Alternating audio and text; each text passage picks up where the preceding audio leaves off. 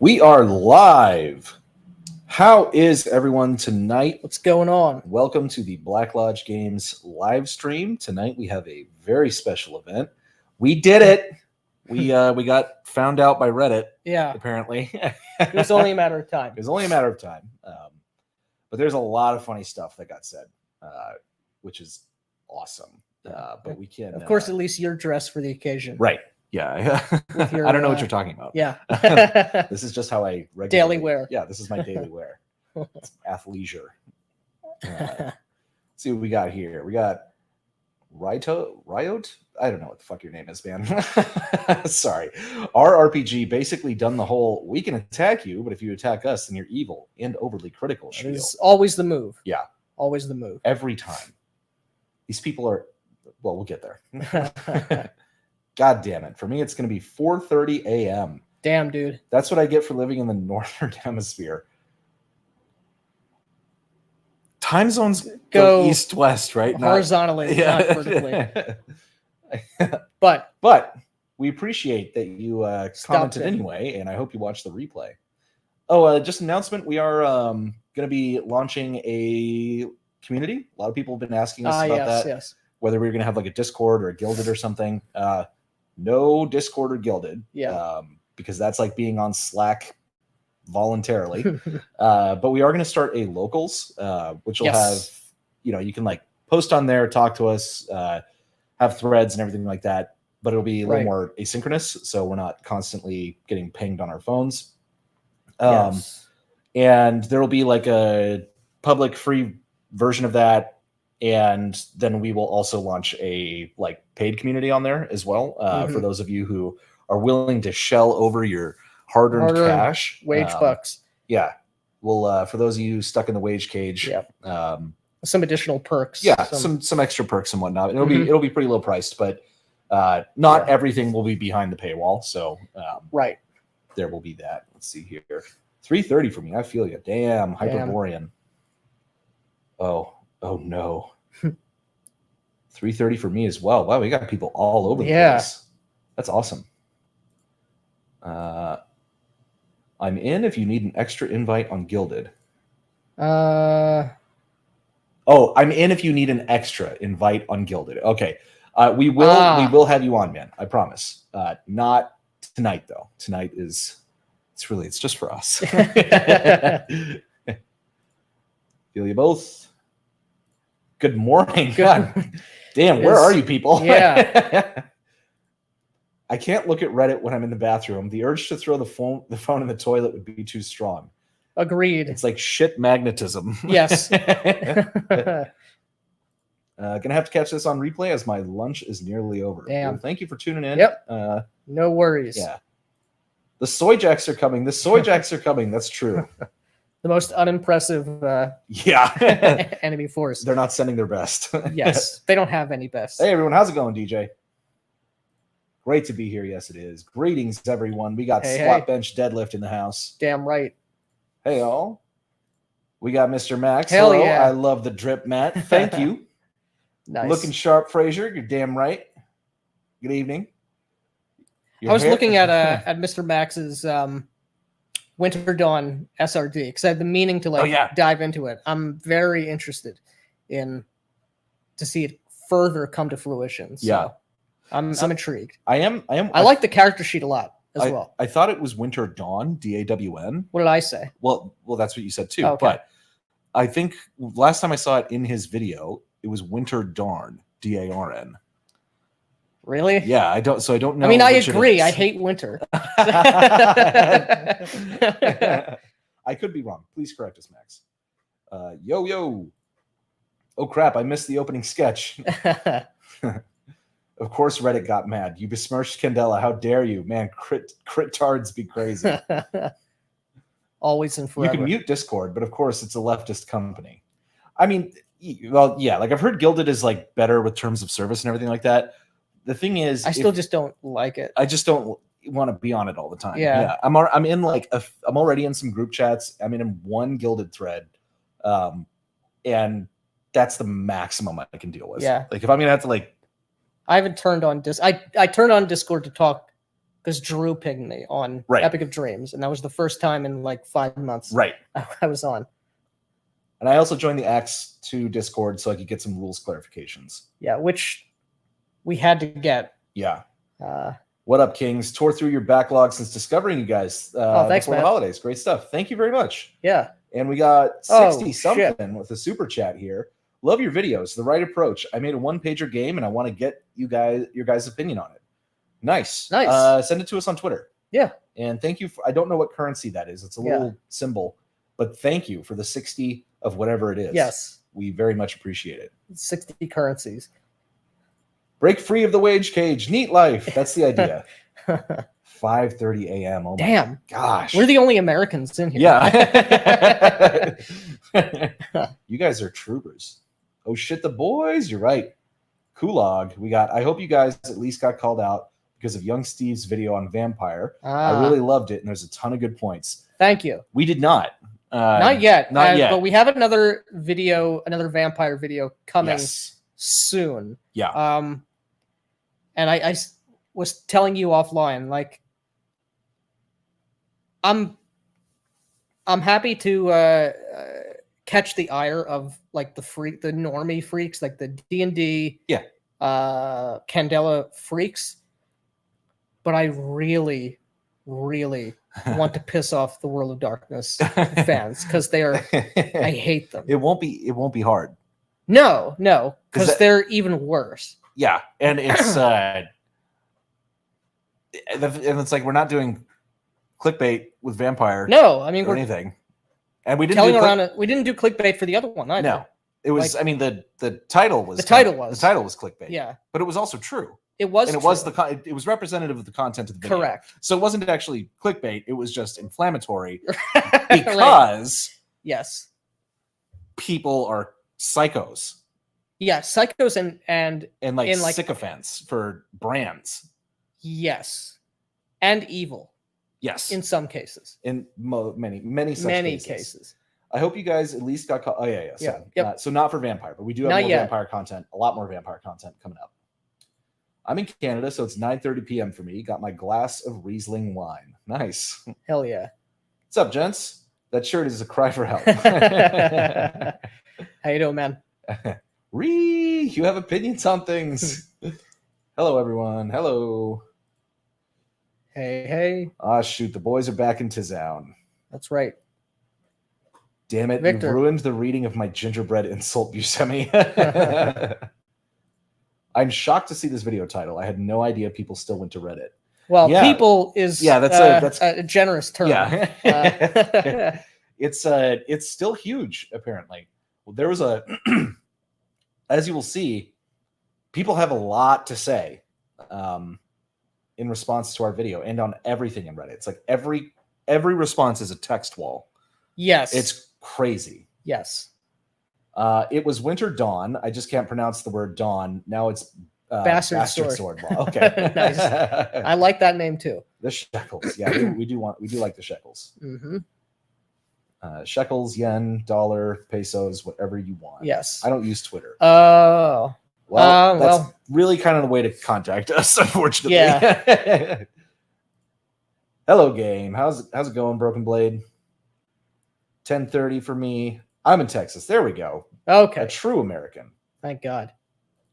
With a shirt like that, someone's going to demand flexing. Well, I am quite out of shape right now. And I had T-Rex syndrome for a while because I skipped a lot of upper body days, which is crazy because most people skip leg day. But, yeah. But the idea of a leg day being a thing anyway, you should be squatting every day.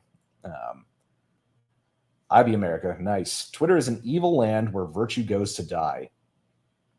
I love Twitter. I love Twitter. Yeah. It's so funny. Midwesterner, 8:30. We got 6:30. Another Vampire video coming up. Exactly. Yep. Everybody's telling us what time it is. It's 9:36. We got someone from Texas, someone from the East Coast. Oh, snap. Reddit found y'all. I just started watching you guys, and y'all getting canceled. I don't know if we're getting canceled yet. We're definitely not getting canceled because we are not going anywhere. Yeah. And are only going to get louder. Yeah.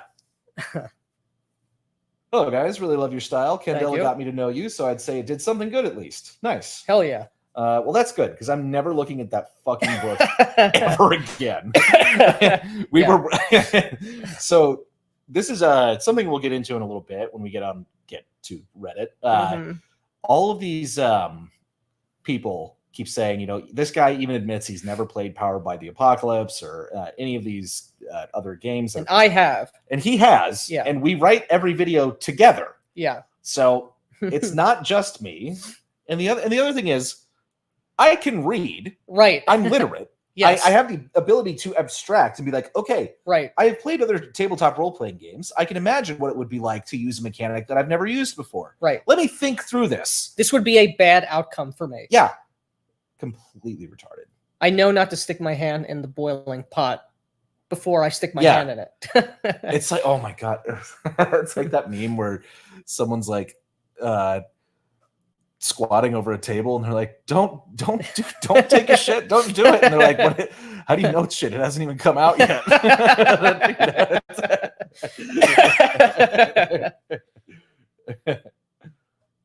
Something about Mage of the Awakening. Scroll up. That's what I...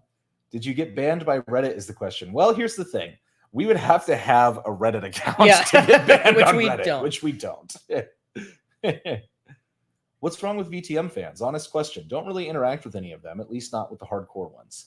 So the World of Darkness is if the D&D community is populated by an overwhelming majority of like freaks and freaks is just, we'll leave it at freaks. The World of Darkness community is even more compromised in that regard. It attracts the best and the worst, which you have said before. Yeah, the best and the worst. And unfortunately, the worst are dominant now. Very dominant. Yeah. Very dominant. Or submissive. Yeah. Reddit is an evil land where truth goes to die. I don't like getting free maps and character art on Reddit. Oh, I do like it. Okay. I can see that. Yeah.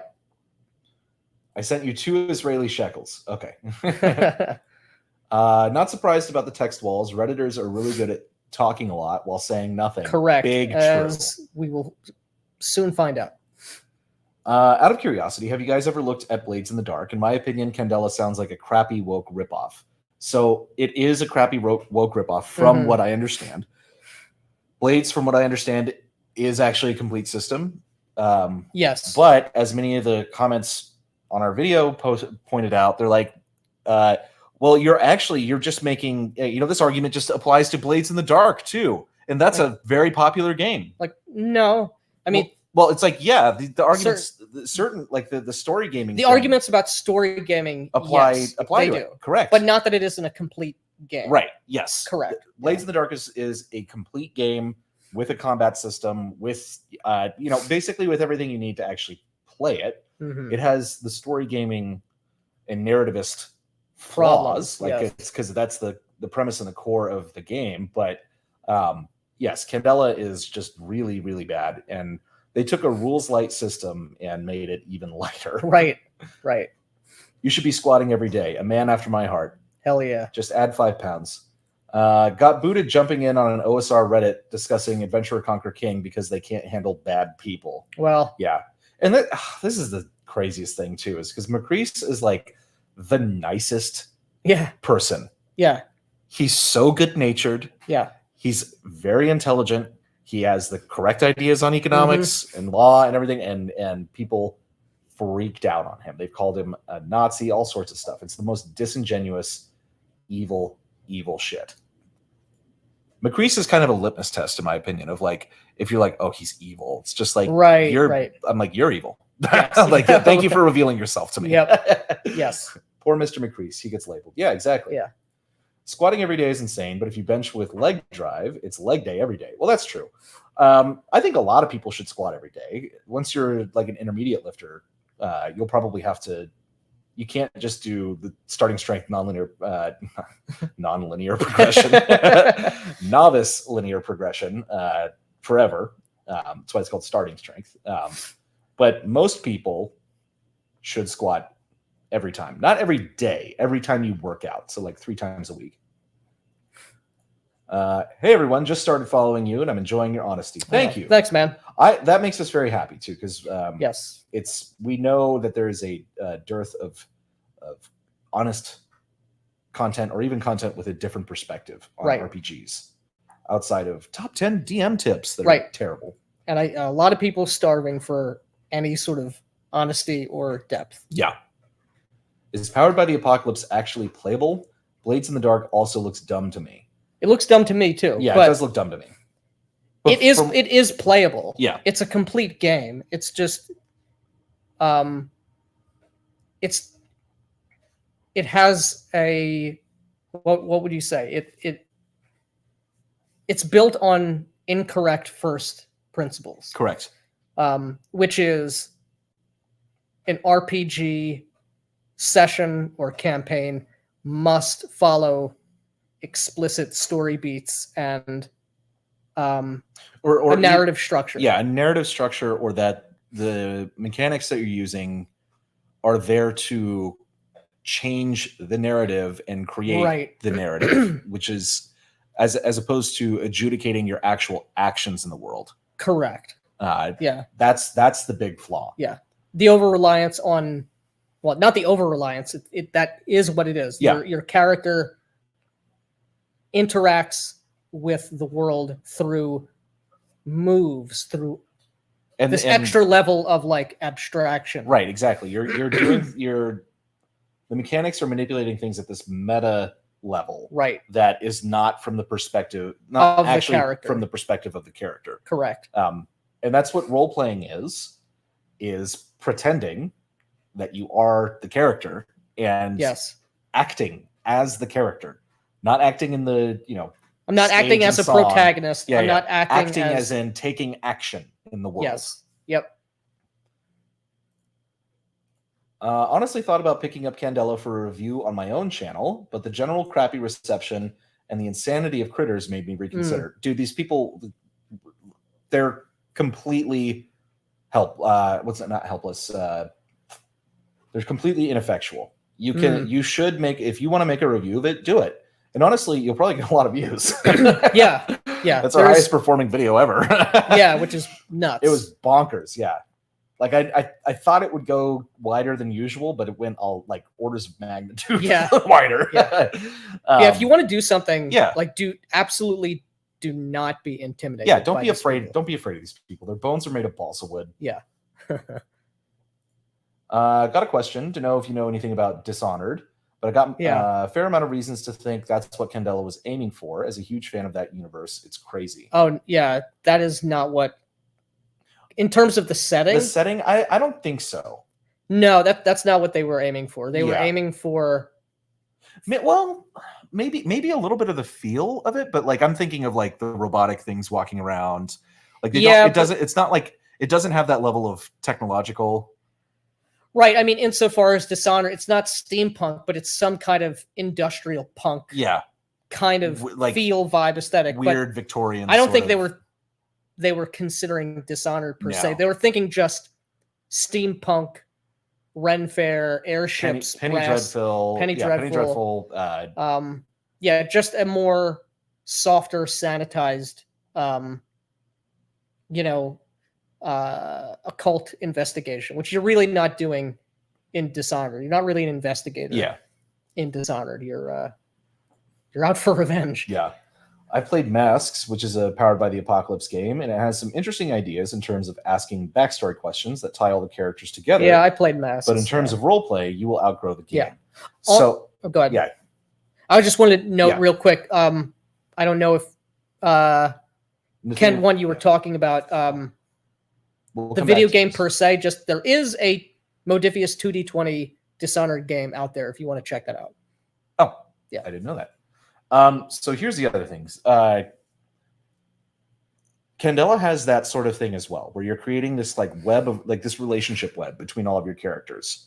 And sometimes it's like you're coming up with like asymmetrical relationships where like maybe I stood up for this person in some really important way that they're not aware of, and I feel this way about it. Or I am in love with this person, or I hate them, or something like this.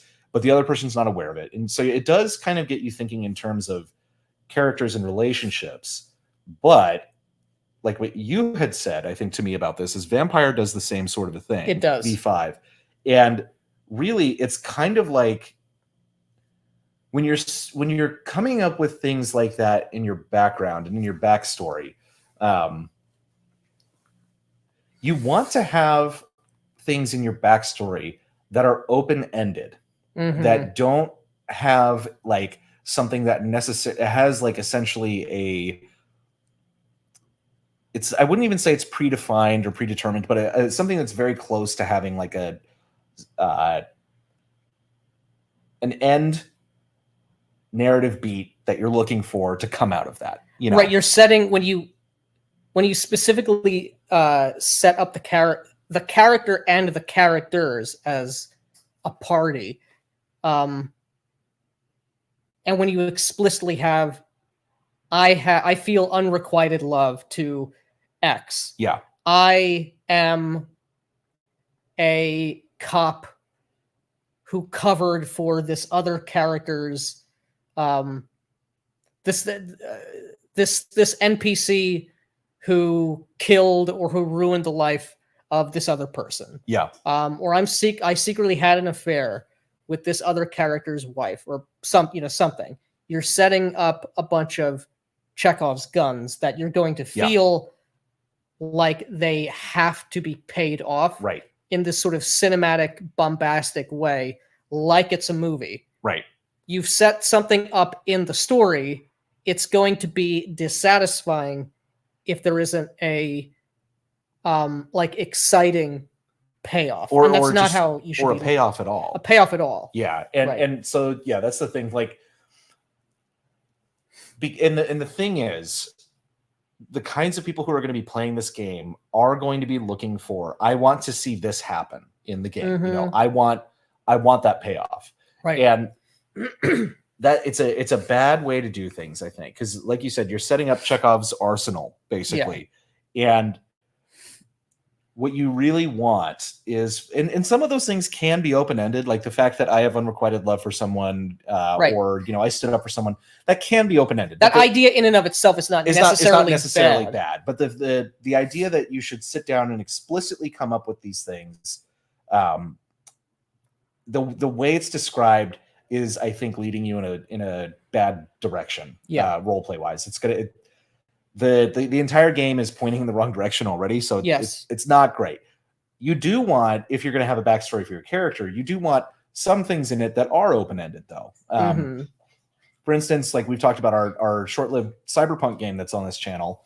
When we did character creation, we all rolled up, you know, our life paths, because it has a life path system, which is fucking awesome. Yes, it is. And it was like, it came to like, one of my life events was that I had a summer that had like a bunch of successful flings.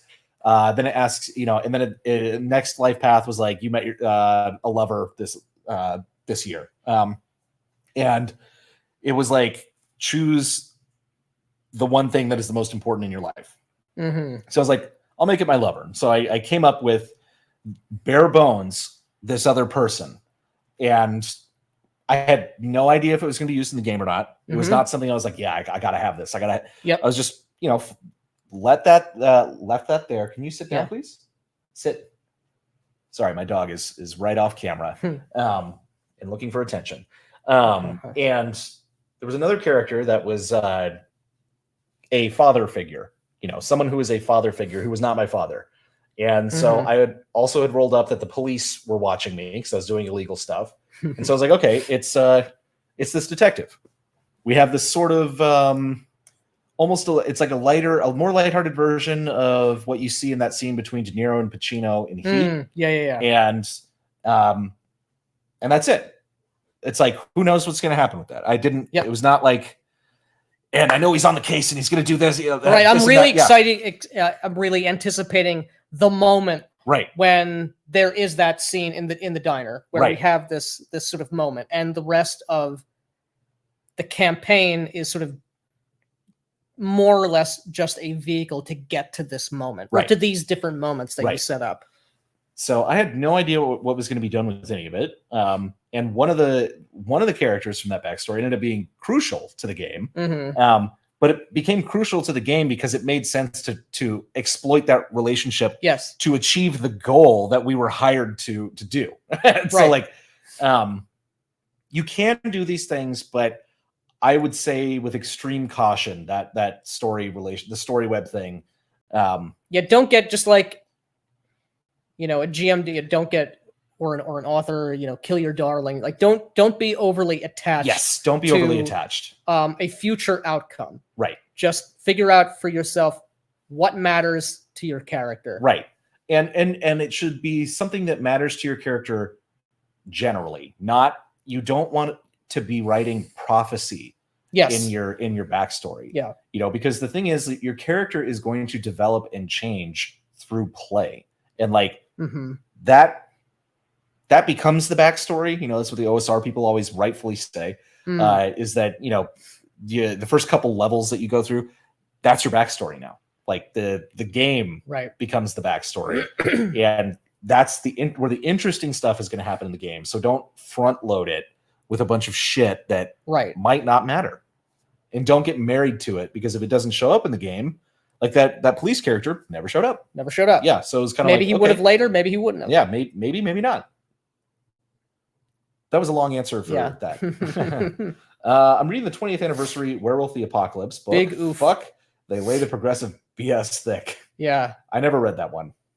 I skimmed through it because I played in a one-shot of Werewolf 20, but it didn't go anywhere. Ooh, here's a good question. What do you guys think about LA by Night and other actual play series by Jason Carl? I didn't know he did any other actual play series. I thought it was just LA by Night. I haven't seen anything else by him. I've seen a couple of bits of LA by Night, and they have some of the Critical Role people on there. Brennan Lee Mulligan's on it. He plays a hunter in the Society of Leopold. Yeah. He's like the priest guy. He's fucking awesome. Yeah. I don't think it's as like structured, scripted as Critical Role is. And they stay in character. Yeah, they stay in character. There's no jokiness.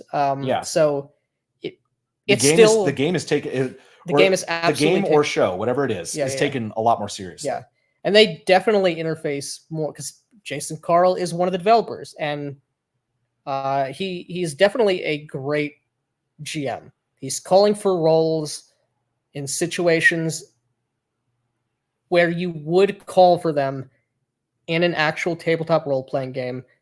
These are the actual mechanics that are in the book that you will interface with when you are running it with your group. So, it is still the same. What would you say? I hate to use the word problematic, but it is still ultimately an entertainment show. Yeah. Populated by voice actors and amateur actors and what have you. Yeah. So don't get it twisted as to what it is, but for what it is much, much better than Critical Role. Yeah. Mr. Max has a comment here. You have to be careful when looking for maps on Reddit because there are a lot of maps, which we will not be defining for the sake of YouTube. Yeah. I've heard y'all use the term story gaming a lot. How would you define that? So this is going to be games that have mechanics that are narrative focused, that are fiction first, focused on thinking that the purpose of a role-playing game and the activity is about collective storytelling. And I've been guilty of saying this before. Even when when I was saying this, I didn't mean story gaming. What they mean. Yes. But the focusing on telling a story, crafting a narrative, and playing in a way that is done to produce a story, as opposed to actually role playing. And through role play, a story does emerge, but it's something that's you look back on after the fact. Because when you're in the moment, you're playing the game, you're not thinking like, what's going to be the next best narrative beat? Like, right, I have to do this not because my character would do it, but because as a protagonist in a story, it is most cinematic or dramatic for me to do this thing. Right. And also the mechanics being about shifting the narrative. And it's because it is a means of taking a step back from the character and from the reality of this imagined world and manipulating things on this kind of outside level. When people are telling you to think like a director or a writer or an actor in these games, this is the wrong. This is absolutely the wrong absolutely 100% the wrong approach. Yeah. I would say we are much closer to the simulationist camp. We didn't really know much about the GNS stuff until, at least I didn't, until probably like January, February. I was aware of it for a while, yeah, but I wasn't. Yeah, you're right. I mean, I definitely come down more if we're using those three. Yeah, the gamist, simulationist, and narrativist. Narrativist, yeah, definitely simulationist, because the goal from our perspective is to present a world, that is as realistic to the genre as possible. Correct. And whatever happens. You set everything up. You have a coherent world. You have NPCs. You as players create player characters, and go. And the world should move and react according to the people in it as best as you can. Which does not just mean the player characters. Yeah, absolutely. The non-player characters in the world and the still events doing, still acting. They still exist. They are in motion in the background. So they don't despawn once the scene ends. Right. The world changes. The world itself changes in ways that the players are not directly responsible for as well. Right. And this helps to create a much more realistic experience. And I don't mean realism necessarily, because you can play superheroes and and do this. You can do any genre that you want. And as long as the world is operating within the kind of structure of that genre, it can still have verisimilitude. It can still feel real or have this ring of truth. Whereas if you're doing this from, I am trying to create a story, the world operating on its own, and like your character dying in a fire because their athletics, they couldn't, they couldn't get out before. That's something that can happen. Yeah, that's something that can happen in the real world. People burn to death in buildings. Yes. And it sucks. Right. And but it's not like, oh man, you remember when grandma died in that burning building? That was a great story point in my life. Yeah, she had to die for the narrative. Yeah. Right.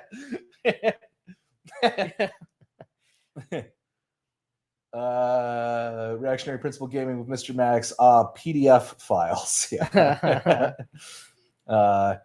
Also, y'all, on the Mark Ripto sauce. Oh yeah, big time. I don't look it because I've been out of the gym for quite a while, but I am a starting strength fanatic. One of my best friends is one of the best barbell coaches in the world, lives here in Austin. He's huge, also has red hair. Yes, I'm all about Ripto. At least his general lifting philosophy. I'm not with him on every single thing. As I have fifth, there was a lot of throwing out in my first vampire game. Yeah. We got some super chats. That's the first one. Thank you. Oh, that's 50 American dollars. Whoa, dude. Leonard Brand. Thank you. Thank you very much. That is very extremely generous. Thank you so much, man. Hey, finally made a stream. Love your stuff, guys. Keep working hard. Thank you. We will. Thank you. We will. Damn, man, we really appreciate that. Incredibly generous. Thank you very much. Incredibly generous. And Dice and Anarchy Tabletop, nice, I like that. $10 says, after watching your video with Mr. McCrease, I took the plunge and got the Acts 2 Judges Journal. Hell nice. Yeah, dude. Nice. Yeah, I actually just started reading the Judges Journal today, and it's fucking awesome. Yeah. I'm also reading the rule book, but we ran through some of the combat mechanics the other night. Yeah. And spurred out a bit because we thought we found an issue. I still think it's an issue. It is an issue, but I understand the game design choice now, and I think I'm going to roll with it, because if we do change it, it's going to make the game significantly more deadly. Which I'm okay with, but we should But try it as is. You're never going to get to Conqueror or King phase. I will. Yes, your character with 1 hit point. He doesn't have 1 hit point. He has 4. The witch has 1 hit point, right? He does too because he has a D4 hit dice. Is it he now? The witch? No, the warlock. You have a warlock. Yeah. You made the witch though. Yes. The female character. She has 2 hit points. 2 hit points. Okay, yeah. You're right. She has 100% more hit points. That's right. I don't care about her. Yeah. I didn't even want to. Yeah, well, it's only until the warlock dies, and then you need that backup. No, yeah, he's not going to die. I mean, he will, but on his terms. Yeah. Okay, let's see here. It always loses our place when we go to those different tabs. I think here we go. Yeah. I grew up in the Satanic Panic. That explains why it didn't land with me. Thank you. Macrease derangement syndrome. Yeah. Correct. However, fun to follow you from Italy while insomnia is taking advantage of my sleep schedule. Thanks for the live. Yeah, of course, man. Thank you for tuning in all the way from Italy. We can do this thing to. Only I can do that. That's true. Yeah, you're right. I don't want to appropriate my culture. Very, very Italian heritage. Work on the night shift.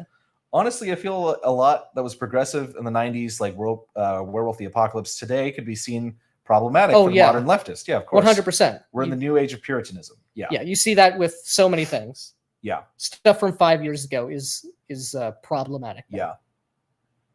Let's see here. Reddit is a hive of scum and villainy, so I can't wait to hear their opinions about you two. Yeah, it's pretty good. Yeah. We should switch over to that pretty soon. I just want to get through here and see if we got anything that Here we go. I call games like Blades and Apocalypse World as writers' room simulators. Yeah. Yeah, exactly. Yep. Which is writers' rooms are miserable, by the way. Big true. All right, so we'll stop there for the moment on the comments. We will get back to you guys. We can't, since we're going to be reading a lot of stuff off of Reddit. Can't promise that we're going to get to every single chat, but as always, we will read every single super chat, and we very much appreciate those. Mm-hmm. All right, let's dive in. Yes. Let's put this back up on here. Let's see what the creatures have to say. Okay, so we got a whole bunch of a couple different threads here. Several were started about us. This first one was in RRPG. Candelaobscura review from Black Lodge Games. Hot take or accurate? This person kind of breaks down the talking points, and there are some very funny things said in here. It'll take maybe a little bit to find the really juicy ones. Bad faith question: is this even a game? Which was the title of the video. Yes, it's not bad faith. No, because the answer is no. It isn't a game. Yeah, it's not. It's not a complete game. This is Bettridge's law of headlines. Any headline that ends in a question mark can be answered no. Yeah, and that was the answer to the video. It's not bad faith. This is the thing. Like, people are obsessed with their brand, and this is and I wish people understood this. I would actually like it if Darrington Press made good games. Right, we're not anti Darrington Press. I would love that. Like, as such, before seeing the product, I would prefer it to be an excellent game. Yeah, that wins me over. Right, because that would mean there's a new awesome game for me to play, and Occult Investigation is awesome. Yeah, this would be very cool. I would like that. Yeah, and I don't want bad games out there because it, like, when you people buy, not you people, not our subscribers. When you people out there buy bad games, that is a signal to the people who made the bad games to make more bad games. Right. I want more good games. So this is, it was not bad faith. We don't hate the people at Critical Role. No, I don't know. I don't particularly like them. Yeah, I don't think about them enough to hate them. It's not clickbait. Clickbait. Questions like that deserve equally bad faith answers. Categorically, it's a game. Tic-tac-toe is a game. Yeah, tic-tac-toe has rules. And explicit win and loss conditions. Yes, it is more of a game. Yeah, it's actually a lot more of a game. Yeah. It's a complete it is a complete game. It's one of the most perfect games because it's so enclosed. Chess is a game. Yeah. You know. If it's a good game is the relevant question. One that would preferably be answered by a reviewer of some amount of integrity. Yeah. I mean, again, this is like someone brought up the point. Anytime you have criticism or you betray the brand, you are persona non grata. You are bad. You are XYZ. Mm-hmm. The guy is saying it right there. You are criticizing something I irrationally care about, or I care about to an irrational degree. Yeah. So I am justified in being a bad faith actor. Yeah. It's and the other thing is when they a lot of this is these people, the way in which they write these comments, they come off as, you didn't like the thing I liked. Right. This is an attack on the core of my being. Which is what it is. Yeah. They're not wrong, I guess. Yeah. Despite themselves, they're telling the truth. Yeah. Okay. But here's, again, huge text wall. I think it makes some decent points, but the presentation and writing is atrocious, which is, first of all, false. And also a very female way to... it's not what you said, it's how you said it. Yeah.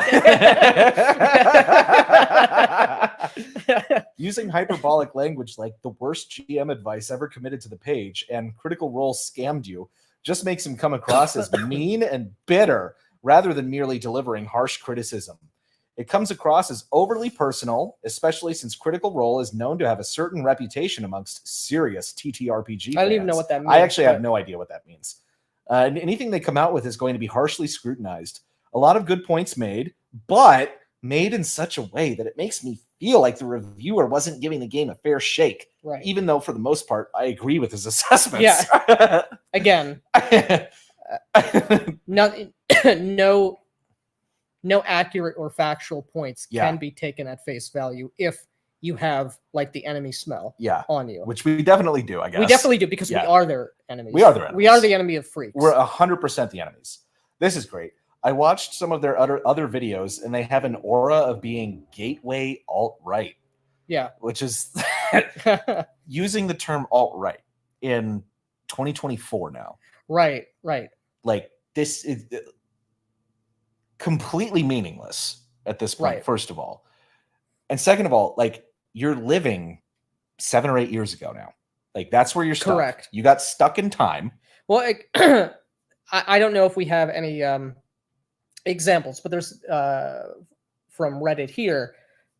But I know I saw comments from multiple people of this bent who, because we're against Candela, so-called, because we are not shilling for Candela Obscura, we are there for D&D tactical miniatures game. Yeah. Right. So again, all D&D grognard, that's a term that means wrong think bad person. Right. Alt-right means wrong think bad person. Yeah. Is all that means. Right. It's not, they're not even thinking about it in that way. I mean, they are using almost a decade-old term at this point that doesn't mean anything in the real world. Yeah, and it's you're exactly right about the enemy smell thing, because it's an aura of being gateway alt-right. Right. They can't, like, they just know something's wrong. These guys they just make me uncomfortable. Yeah. This is good. Yeah, like their safety sheets video. It feels super weird. That's another thing, super weird. I hear leftists and freaks online use super weird. It's something, I don't know what it is, but it's something like, it's like, that's creepy. Or it's like when they say, like, it's kind of rapey. Yeah, it's a weird way of, like, signaling to the in-group that A, I'm on your side, and B, I'm marking this other people as the enemy group without showing, like, any male aggression. Yeah. You know what I mean? Yeah. It feels weird. What you mean is, their safety tools video, I hated it. And it was mean. It was awful. I don't agree with any of their points. You know, whatever the case may be. If they had said that, I would have been like, okay. Right. I mean, it was just saying something, but like feels rapey or super weird. Feels weird. It's a very, like, domesticated, feminine way of conveying like disagreement or opposition. Right. Which is contemptible. I got the same feeling. Their video on masculinity, quote unquote masculinity was also super weird. Mm-hmm. They remind me a lot of another YouTuber, Diversity and Dragons, a bunch of extreme right-wing ideology, rhetoric, and talking points that is barely veiled. It's not veiled. No. And we're not like we're not hiding anything that we say. Right. Everything that we say on the channel, and obviously some things are with a wink and a nod, and it's generally pretty clear when we're doing that. Yeah. But everything we say, especially about role-playing games, we mean. I just looked at Diversity and Dragons, ... This is the other thing. Using a fucking ellipses for dramatic effect is so weak. I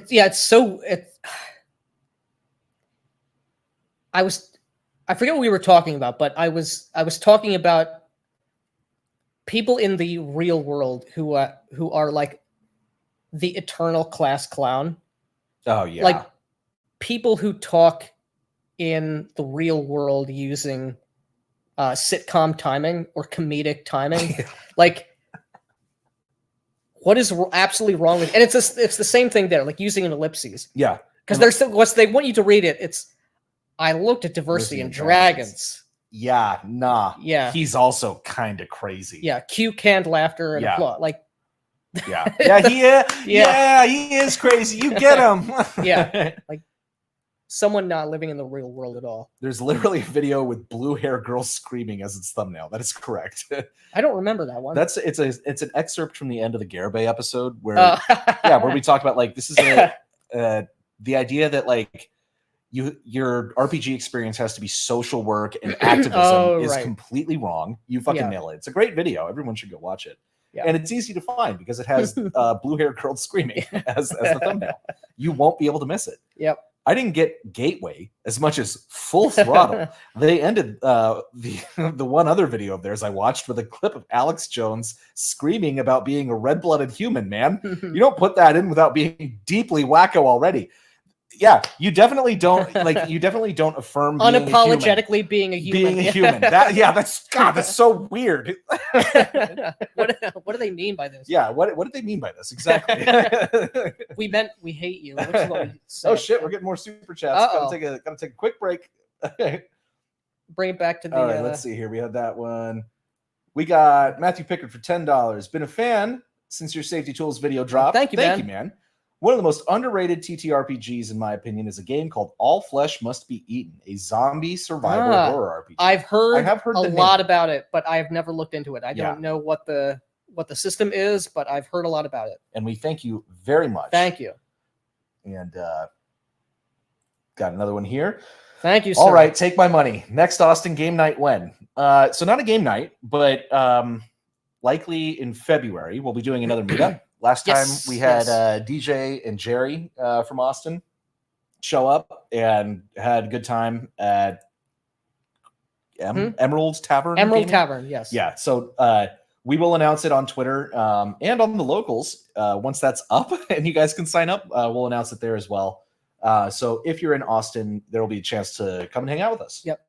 Well played with the name. Well played with the real name, John Smith. Yeah, John Smith. The CIA will never find him. The James Gang, $10. Oh, hey.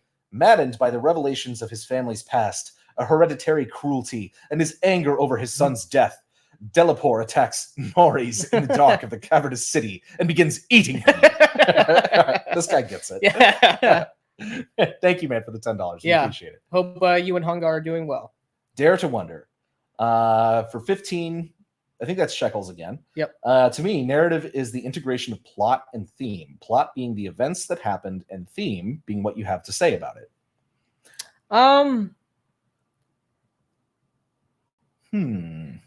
Plot being the events that happen, and theme being what you have to say about it. I guess the thing is, like, I understand, like, it's hard even for me to stop using words like plot, and I don't think you have to stop using the words like plot. No. But when you look at like what WotC's producing with D&D, like they even say, and their game is way less of a story game than Candelaobscura on the game level. Yes. But they say RPGs are about storytelling, and it's like That is incorrect. If you're going to refer to what's happening in the game as the plot of what's happening, if you're just recounting, like events that happened and the reason they happened, like again, when you look back on it, you have a story. Right. There's a pattern there. There are moments of resonance that you and the other players experience, and that human way of attaching to the past and to your memory is narrative. It creates a narrative. Right. But when you're playing the game, you're dealing with 5 or 6 people at the table, all making choices independently of one another. No one is directing this. The game master is making choices on behalf of all the NPCs, and hopefully you also have elements of the world that are operating like semi-independently of everyone. Yes. And then you add in the mechanics, which are deciding the outcomes neutrally of all of these choices. Correct. You're getting some. It's not a story. It's like playing basketball. You have 2 teams. Everyone's making choices. Sometimes lightning fast. It's dramatic. You can even look back afterwards and tell the story of the game. But when you're playing basketball, you're not telling the story of basketball. Right. The play. You're doing the thing. Yeah. The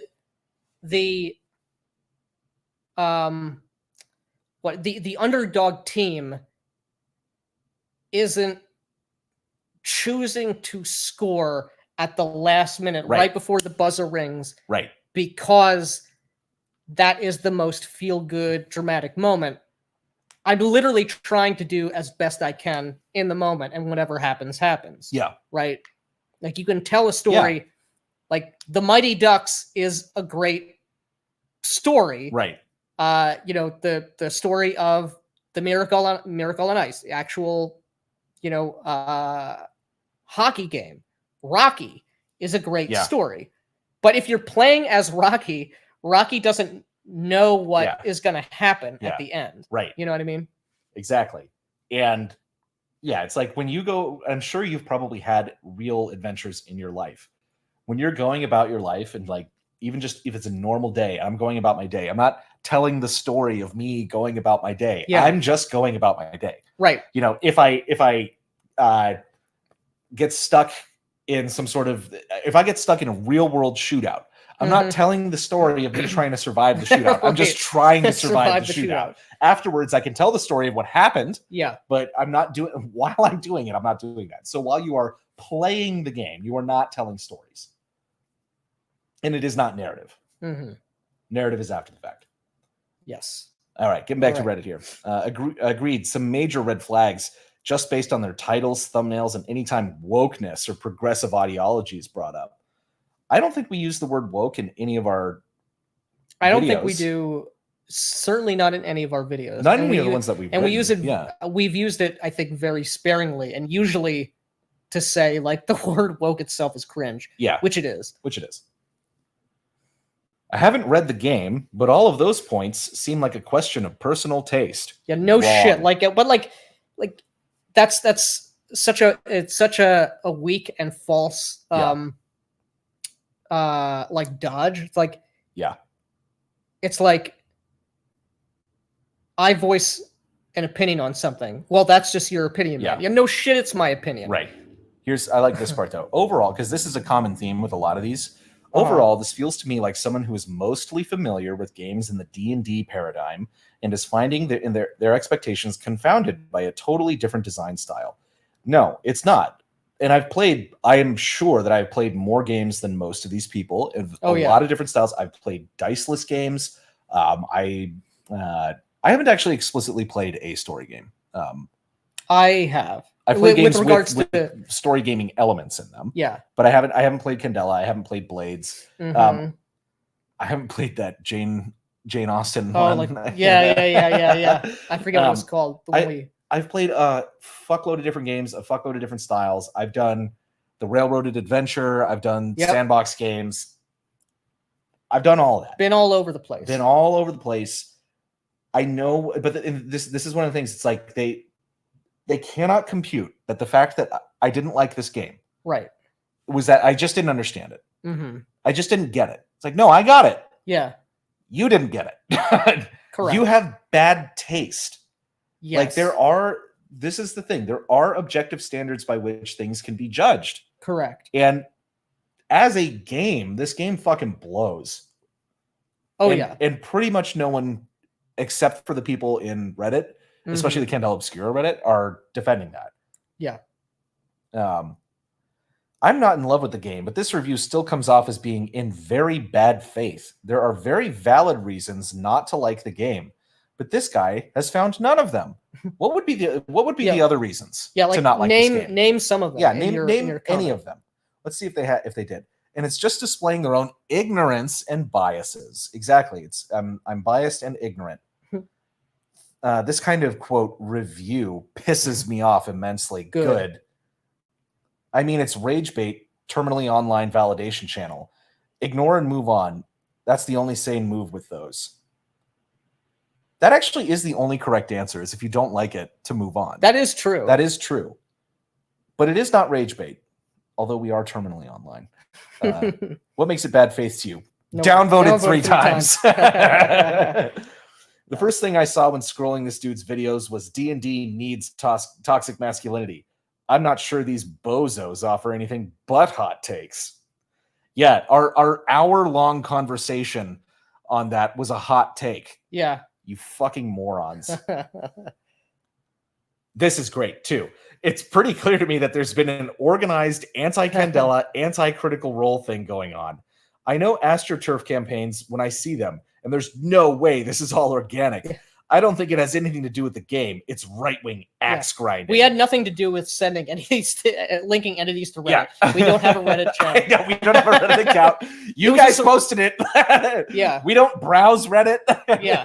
Like, it is also funny. It's like this is an organized campaign. Right. Of, it's like it's the vast right-wing conspiracy. Yeah.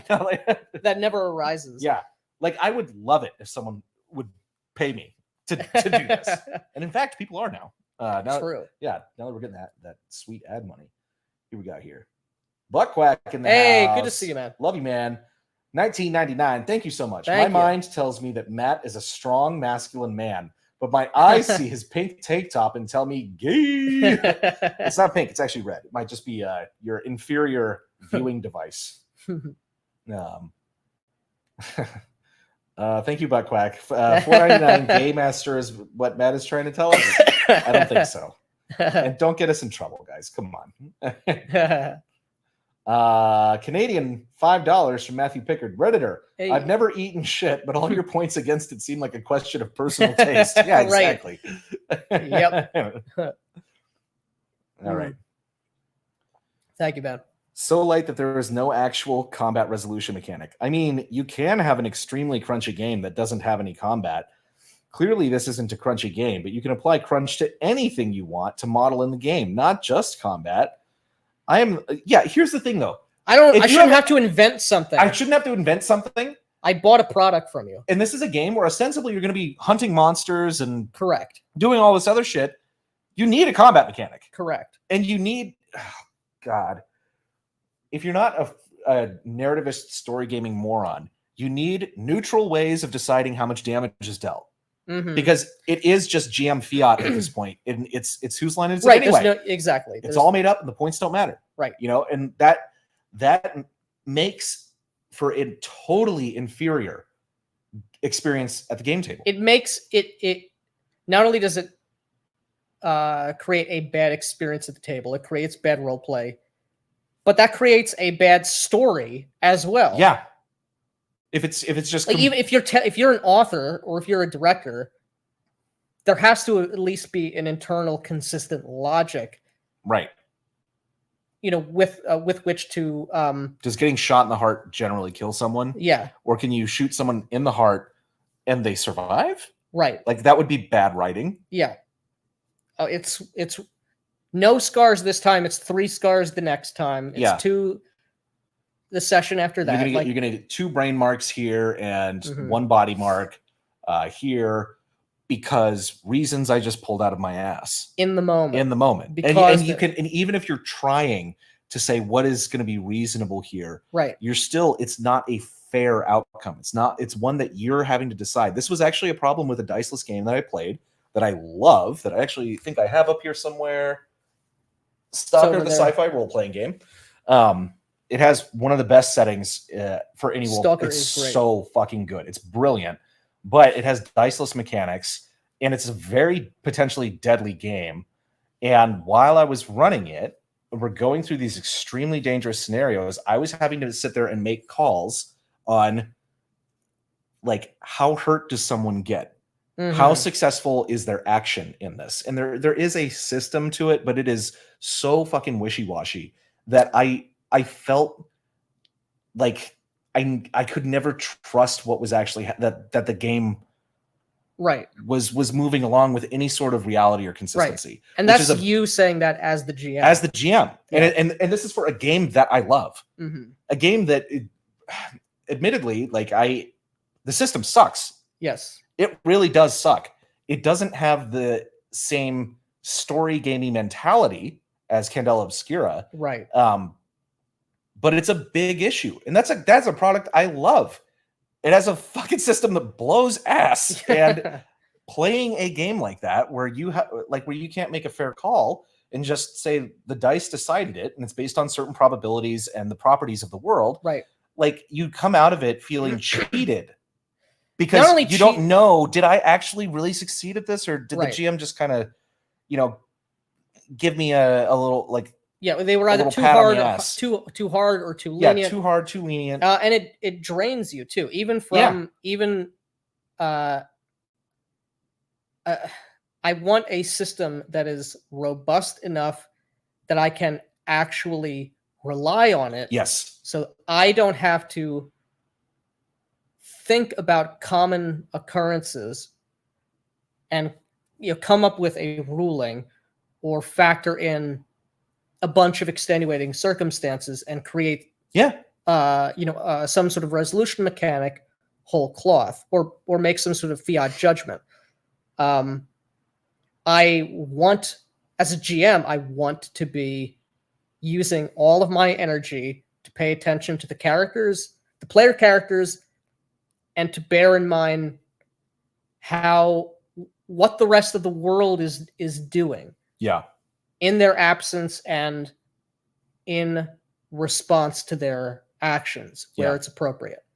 That's what I want to be thinking about all the time if I'm in the GM seat. And again, if I'm a player, I want to know not only that the GM is being fair, but if I'm role playing, I want the world to be fair. I want the world to be fair, and I want, like, as a person in the real world, I have a general sense of that I'm okay in certain things, really bad at certain other things, quite good at others. Yeah.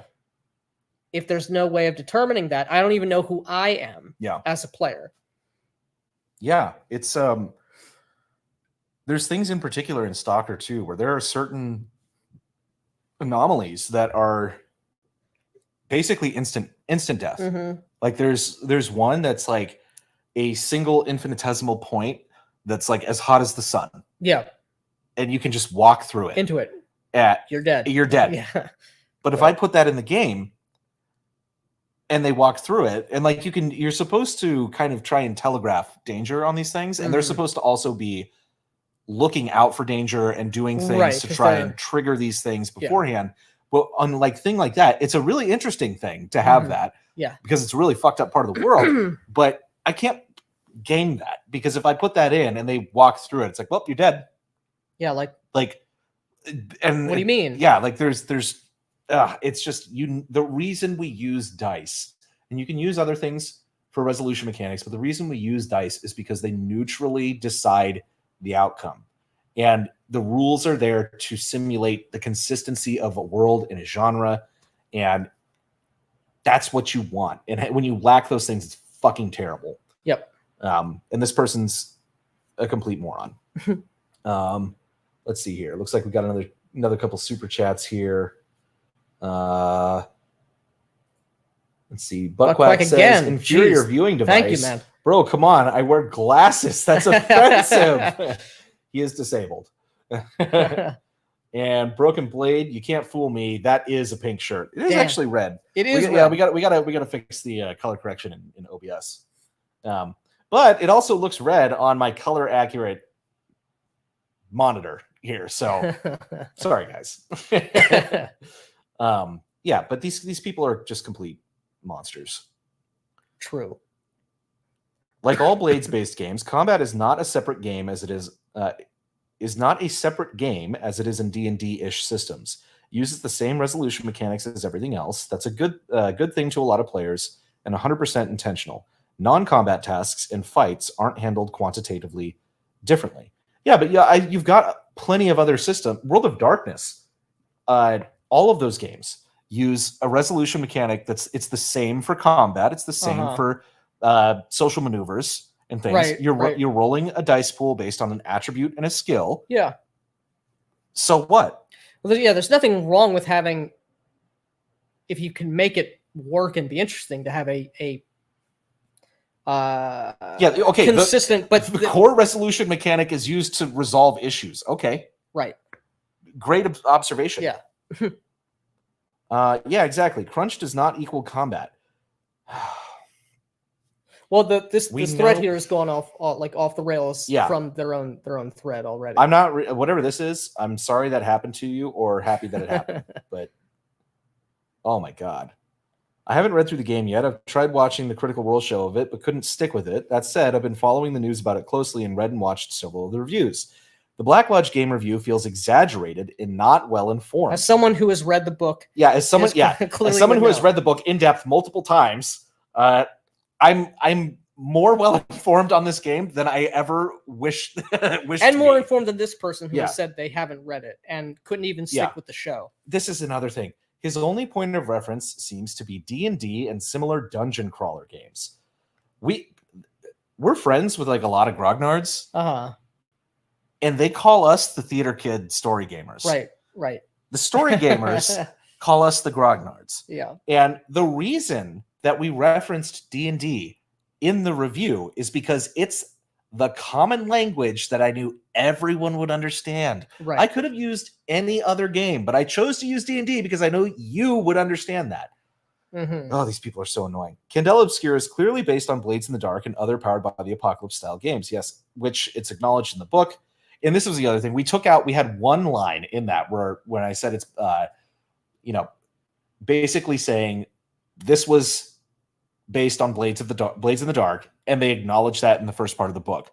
We cut it because the video was too long and we were going through cutting things. Right.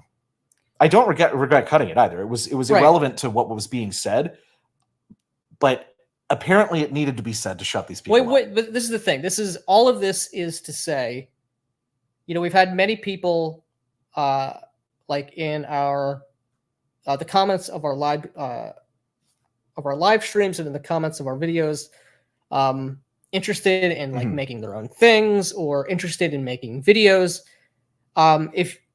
If like what is holding you back is at least in part being overly concerned that you won't be understood or your words will get taken out of context or whatever, whatever the case may be. There will be people who will be unwilling or unable to receive what you're trying to put out there. That is going to happen. Most of those people are of this kind of quality of brain. Right. And is not worth the anguish of concerning yourselves with. Oh, of course. These are unimpressive, uninteresting people. Yeah. If you have a degree of passion, if you're taking time to make sure this makes sense to yourself and some people that you trust and are sane, a lot of the criticism is going to be like this nonsensical text walls, right, which blatantly ignore or misrepresent what you're saying. Yeah. Here's another thing. It says there seems to be a combat focus to the game it's not really designed for.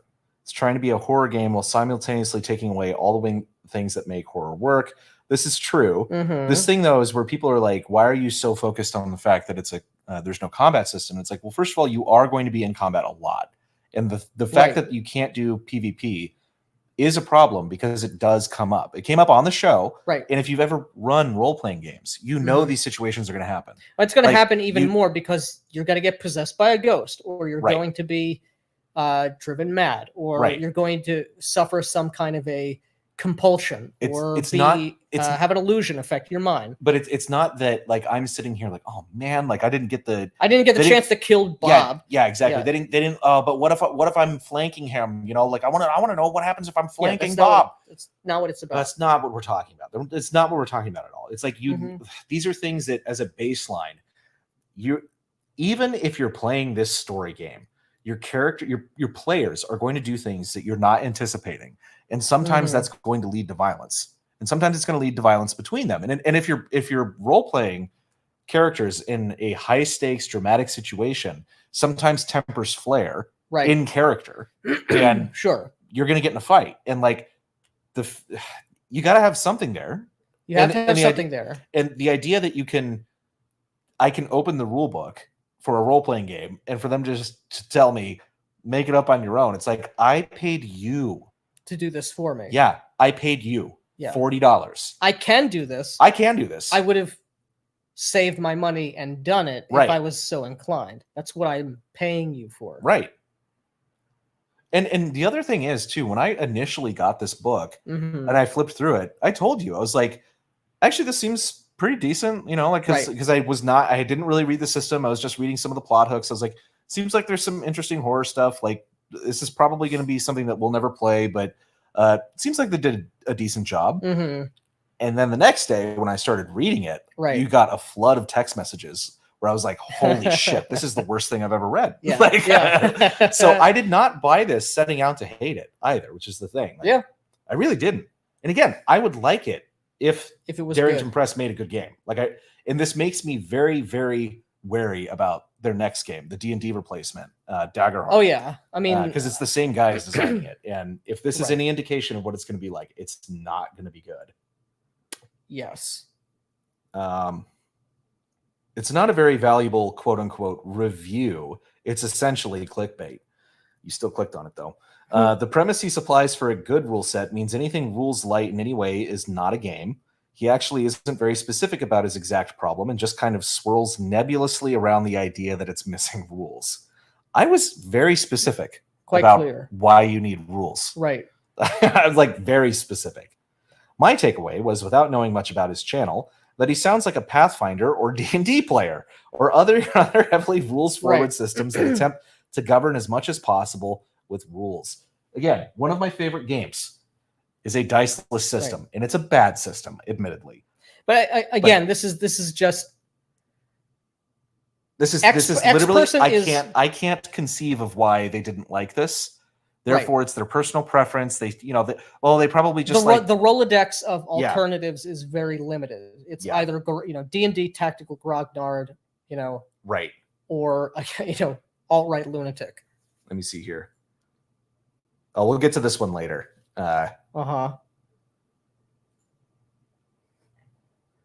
Problems lore-wise. Where's the other one on here? This one. That one's pretty funny. Let's start with this one. Maybe the trolls and YouTubers can back off now.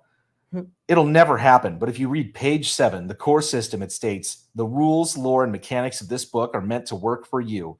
Anything here may be adapted, modified, or omitted based on your table's needs and desires. Again, this is such an obvious dodge. Complete simp for this game. And this one is not, I think, about specifically our review. But it's like someone who's just nastily angry at the fact that YouTube didn't, that even like the friend YouTube channels didn't like it. You did not pay homage to brand. Actually, maybe they are talking about us. All of the complaints that Candelaobscura tries to include everyone and also tries too hard to be something it's not. I also saw that several YouTubers saying it's not good enough because it tries to be politically correct and more. Bah. We didn't actually talk about political correctness, though. Not heavily. Not really. We talked about it in the setting video, but right. Not in those terms. Right. This game, just like D&D, thanks to Critical Role, shows us that we can create our own rules, custom campaigns, and more. Just have fun. Why do you need to book pay that? money? Yeah, you can do that. You're right. Why did you buy this book? You don't need any. And why should anyone buy this book if that's the case? Mm-hmm. These people are absolute morons. Oh yeah, here's another one about our review. This was in our Candelaobscura review of New Game. Didn't care for it, but was sort of entertaining for like 30 minutes. This YouTube channel basically surmises my thoughts on it. That's quite that's quite impressive because our video was not 30 minutes. It was not. It was, first of all, not 30 minutes. Maybe they gave us more than 100% watch time. Thank you for rewatching. Thank you. And also, that's reasonable. Not my cup of tea. No, that's fine. Fair. Not sure where to start with this review, but I wouldn't bother watching it. It's 20 minutes of you're having fun, which is correct. That is correct. And you are having fun wrong. You're not even having fun. You don't even know that you're not having fun, too. That's the saddest part of this. It's rather long and repetitive, so I just skimmed it, but it's clear the reviewer hasn't heard of narrative games, such as Powered by the Apocalypse games, Blades in the Dark, or any games of that nature. The reviewer assumes RPGs must be simulationist in nature. Combat systems should have verisimilitude and be realistic in some sense. Correct, rather than narrative, e.g., the combat in the game is there to push the story along. Yeah, that's the problem. Your assumption that is an okay thing in a game is a bad one. Yeah, like it. Correct, and it would be one thing to say, I understand the starting point of people who want to role play in character as a character. However, and I understand the pitfalls or the shortcomings of a narrative focus, but I get fulfillment and enjoyment of sitting in the director's chair. I disagree with you, but that at least shows that you have thought it through. Yeah. And you're still making a suboptimal choice from my perspective, but I would respect that. And the thing is, I've been in so many bad games before, and I've been in some... Most games are bad. Yeah, most games are bad. And I've been in great games before. And it's been across a variety of systems. There is inferior and superior experiences that you can have. That is just the case. And there are principles behind what makes a game good and what makes role play good. Right. And there are principles that lead to a bad experience. Correct. And this idea that everything is subjective. Everything is subjective. Taste. It's just personal taste. Just let me have fun, bro. Right. Like, I'm never going to stop you. I can't stop you from what you're doing. I generally don't want to talk to you people. Right. But the idea that it's all equal is objectively false. Yes. It's a hateful It is a hateful, insidious idea. Yes. And you should want more out of your games and out of your life and everything you do. Like, this is the thing. Like, we want, like, it's like saying, like, well, there's no correct way to lose weight. Every weight loss program is the same. It's all equal. Yeah. We're like, well, it doesn't matter, like, what drugs you take. All drugs are equal. Yeah. It's completely crazy. Wrong. Completely wrong. Completely crazy. Yes. All right. What do we got here? This looks like some more shekels, I believe. Yes. Yes. I agree the common notion of narrative is wrong, though narrative is an important concept when it means the focus of what matters, like genre. We may be agreeing and using different terminology because it is the case. So, for example, if I'm playing Call of Cthulhu and someone brandishes a gun at me, let's say, I'm going to react very differently than if I'm playing Indiana Jones and someone brandishes a gun at me. Because Indiana Jones exists in a pulp action genre in which violence, which would be deadly in the real world, is not necessarily so. Whereas Call of Cthulhu leans into danger being very realistic, where it's quite easy to die. Yeah. If you do get shot in the face with a gun, you're going down. Indiana Jones, maybe not. It's like Who Framed Roger Rabbit? Who Framed Roger Rabbit? Right. That in that world, human guns hurt human people. Yes. Cartoon guns do funny things. Right. Right. And but that's a consistent rule set. That makes sense in that world. And it makes sense in that world. Yes. Yeah. Yeah. And there's logic to the cartoon violence and logic to the wacky slapstick stuff that happens in cartoon land. There is logic to that. It's not just whatever, you know. And it changes moment to moment. Yeah. Yeah. I think you're missing the reviewer's point. Oh wow. Go back and rewatch it. It's clear that he likes heavy narrative style play because he likes VTM 2 and other White Wolf games. Correct, I do like them. However, with Candelaobscura, and they have problems with their mechanics as well, but I still like them. With Candelaobscura, he claims they don't have a combative system, and the rules are basically non-existent, and that's how I feel about it too. This isn't feeling. That's not how you feel about it, dude. That just is what it is. The case. It is the case that this has almost no rules. Yeah. Oh, I got to take this comment off here so it's not just sitting there the whole time. That is the case. That's just a fact. I'm glad you agree with me and you feel that way, because it means you've actually got a good head on your shoulders. Yes, but it's not a feeling. You're just right. Yes, I did get the reviewer's points, as my comment makes clear. Yeah. The reviewer believes that RPGs must be simulationist in nature. Yeah, we don't. Let's see. Can be, but if you haven't played it, how can you judge it? This is again, you absolutely so idiotic. This is so idiotic. I mean, it's shifting.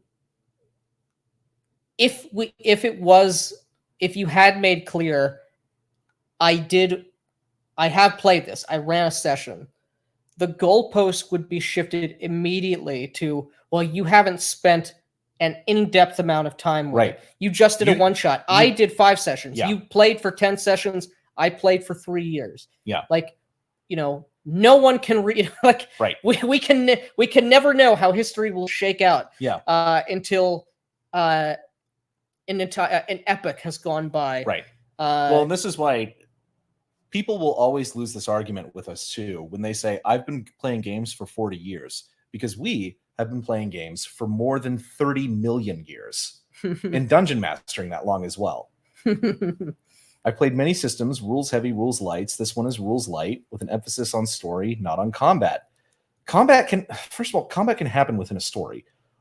And does. Most interesting stories do. Yeah, and you don't have to be. And the rules a game doesn't work well for that. No, they fucking don't, dude. They do. And we are not the only people that said this. Yes, a surprising amount of I was shocked. Critical Role fans have essentially said similar or the same points. Right. But again, because they don't have enemy smell. Right. The reaction is in some cases quite different. Yeah.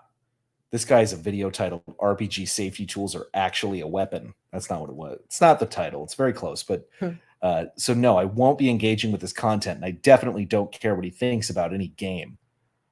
You've not missed anything. He's more obnoxious in the character that he's playing in comments responding to his work than he is with the video itself. Deleted. Removed by the moderator. Ha ha ha. Deep breath. Ha ha. They might have negative. It got downvoted 18 times. Must have been a good comment. Yeah. Maybe you're in the wrong forum, friend. Might I suggest crawling back under the rock you came out from? Let's try to be a bit more civil with each other, please. What did he say? There's no way of knowing now. Probably something based. If it got downvoted that much, it must have been the case. Yeah. Sorry, but looking through the other content on this channel, no thank you. I won't be watching this. Highly recommended the Indestructible Boy review of it, though. He said the same thing. Points. He said the same fucking thing. Yeah. Which is also fairly negative, but in a smart / analytical way. Not just some dumbass reaction to rules that scare the viewer. Someone from the tribe said the same point. It would have to have rules to scare me. For this sentence to make reaction to rules that scare the reviewer. It doesn't have very many rules. Why? Good comment. Indestructible Boy is critical, and while I don't agree with all of it, he brings up some reasonable concerns. the same ones we did. Yes. Plus, he has the benefit of actually having a solid understanding of Powered by the Apocalypse style games, so he gets well-earned respect. In my opinion, many of Indestructible Boy's concerns, if you agree with them, can be dealt with at the table without too much fuss. It's exactly what I said. That guy Indestructible Boy is, for the moment, part of the tribe. Oh, I know. Well, that's the thing. When he did that review, he basically submissively urinated. Doused himself in lamb's blood. Yeah. In order to and fell to his knees, pissing and shitting. I'm so sorry, guys. Like, I've been warned that if I say anything critical about Critical Role products, that I'm going to get death threats. Yeah. So this is really hard for me to do. If you show the appropriate amount of weakness and submission, right, this time perhaps you may be allowed to survive. Maybe, yeah. But it's no knowing when they're just going to view that as like, well, it's time to feast. Right, because there's none of these arguments or none of the disagreements or none of the fracturing from within the left are based on any what would you say, external principles. It's what feels bad or right. Which, you know what I'm saying. Yeah, I do know what you're saying. But that's the thing, too, is they will tell you there are no principles by which you can judge things. And then they will tell you, this feels bad to me. Right. But the reason that it feels bad to you is because you have principles. Correct. You can't get away from having principles or standards. And this is the thing, when people think that like they don't have a philosophy, everybody has a philosophy. And if you don't, if you think you don't have a philosophy, you're in a really bad position. Because your philosophy is ruling you. You have someone else's philosophy. Someone else's, and you don't know what their principles are. Yeah. It's just idiotic. This guy's obviously never played anything that strays out of the D20 prison, as evidenced by all the shit right behind me. He could not have a greater misunderstanding of how this style of RPG works, period. He's the worst kind of player. So wrapped up in the need for mechanics, he loses roleplay he loses RP from the G. Then states it's impossible to trust your GM because what? There aren't enough charts or maths in the book? It's silly. Again, this is another instance of the same thing. And he's just wrong. It's not. Yeah, he's right in that there isn't enough charts or math in the book because like you don't know how much damage to deal. You just don't, and they straight up tell you that it's just up to you. Like it's so bad. Mm-hmm. I don't think there's a single thing he gets right from around minute 10 to minute 18 on the nature of storytelling. The effects of embracing a narrative-based system, the definition of choice and stakes therein, or the hyper-exaggerated in this world, distinctions between knowing outcomes in narrative versus non-narrative-based systems. Incorrect. Yeah. Ignorant and arrogant in equal measure. Arrogant, yes. Yeah. Ignorant, no. Out of 5 stars, I give it a 3.25 horse turds. I took one for the team and actually watched the video the whole way through. The chap is perfectly entitled to his opinion. However, judging by his review and choice of words therein, which get increasingly stronger and swearier as the video goes on, not explicit, mind, and the comments. I don't know how you swear without being explicit. I don't know. And the comments left by his fans, I've surmised he is A, not a fan of Critical Role by any stretch, B, seeking to miss the whole point of the game, and trying to use game development theory to do so. Seeking to miss the whole point of the game by using game development theory. Again, it's these the words and the thoughts which gave them rise do not make sense or remain consistent from moment to moment. Well, this is stupid too. This next part, because this is not the game for him, which is fine. That is true. It's not for me. It's not fine though, because it's a bad game. And in our follow-up video on the setting, I recommended a good alternative to a game that fits ostensibly this exact genre that I am currently running with my table that I love and enjoy, and is a much better game called Wretched Epoch. Yes. It's just so bad and so weak.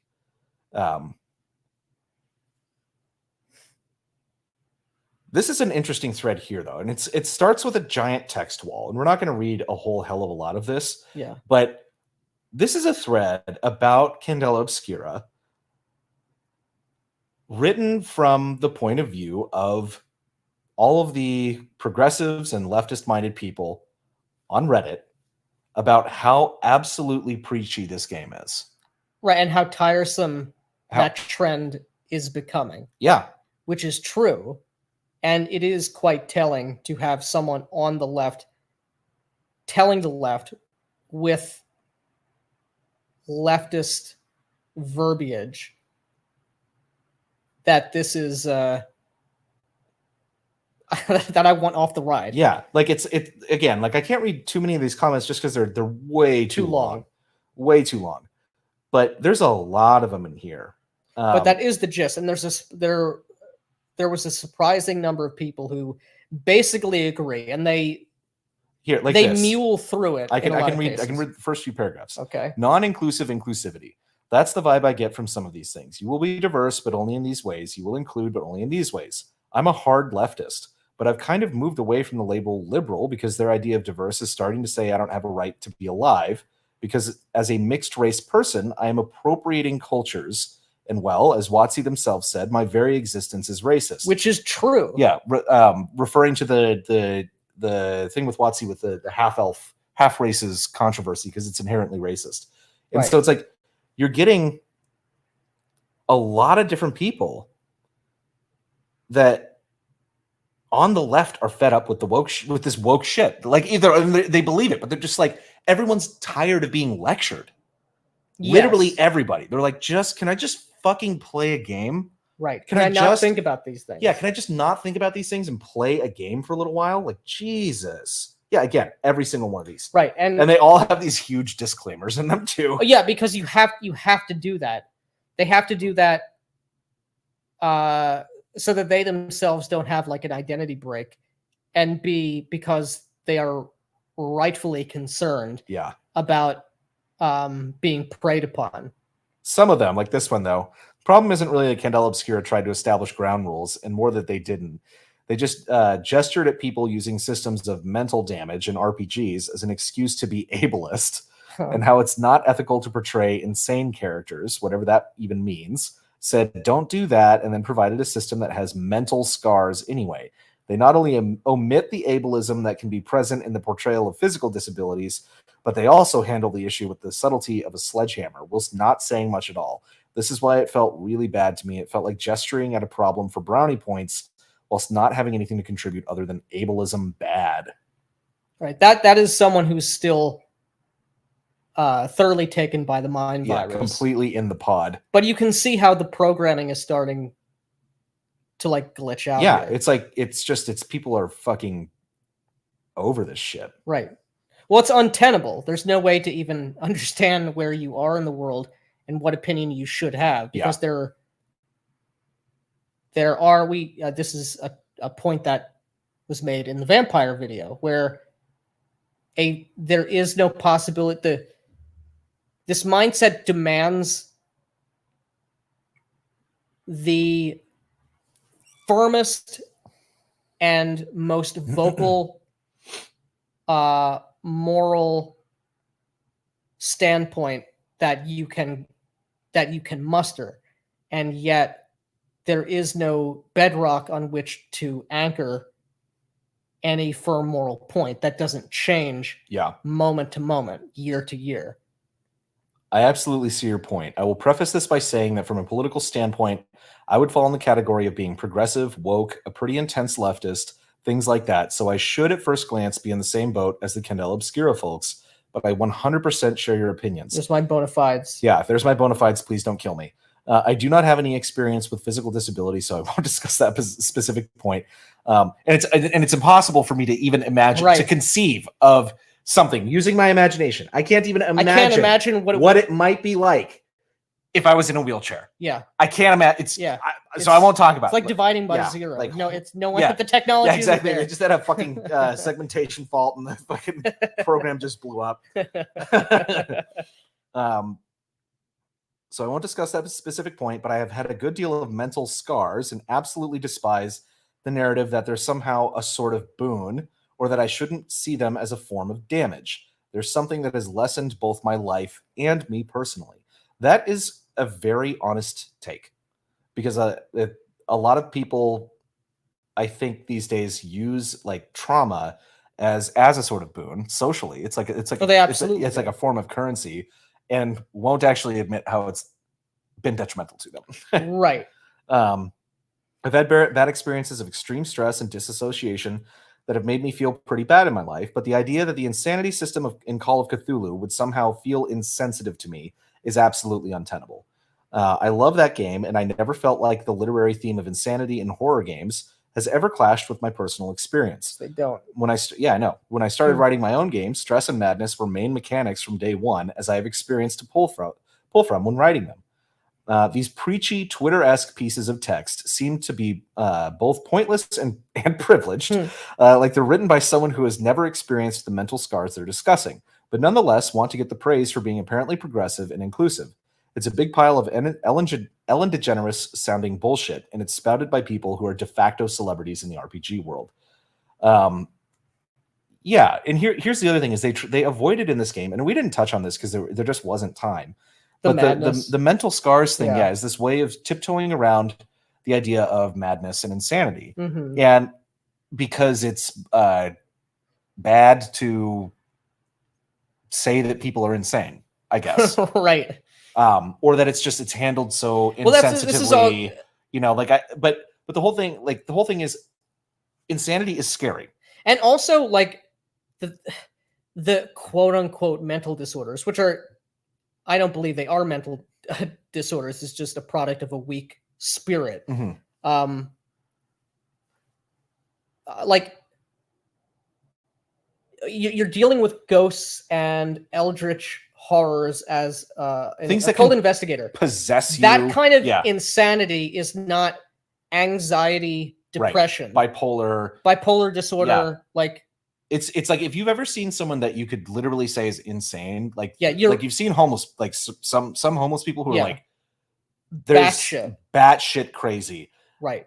It's not like, oh, isn't that funny? Right. It's terrifying, and they're usually they're living in a totally different They're living in a different fucking reality. Right. They're acting completely erratically, oftentimes very dangerously. Yes. And it's that the fact that you could go from being a relatively normal person who is in touch with what is happening in the world to all of a sudden you're on a different plane of existence, essentially. Right.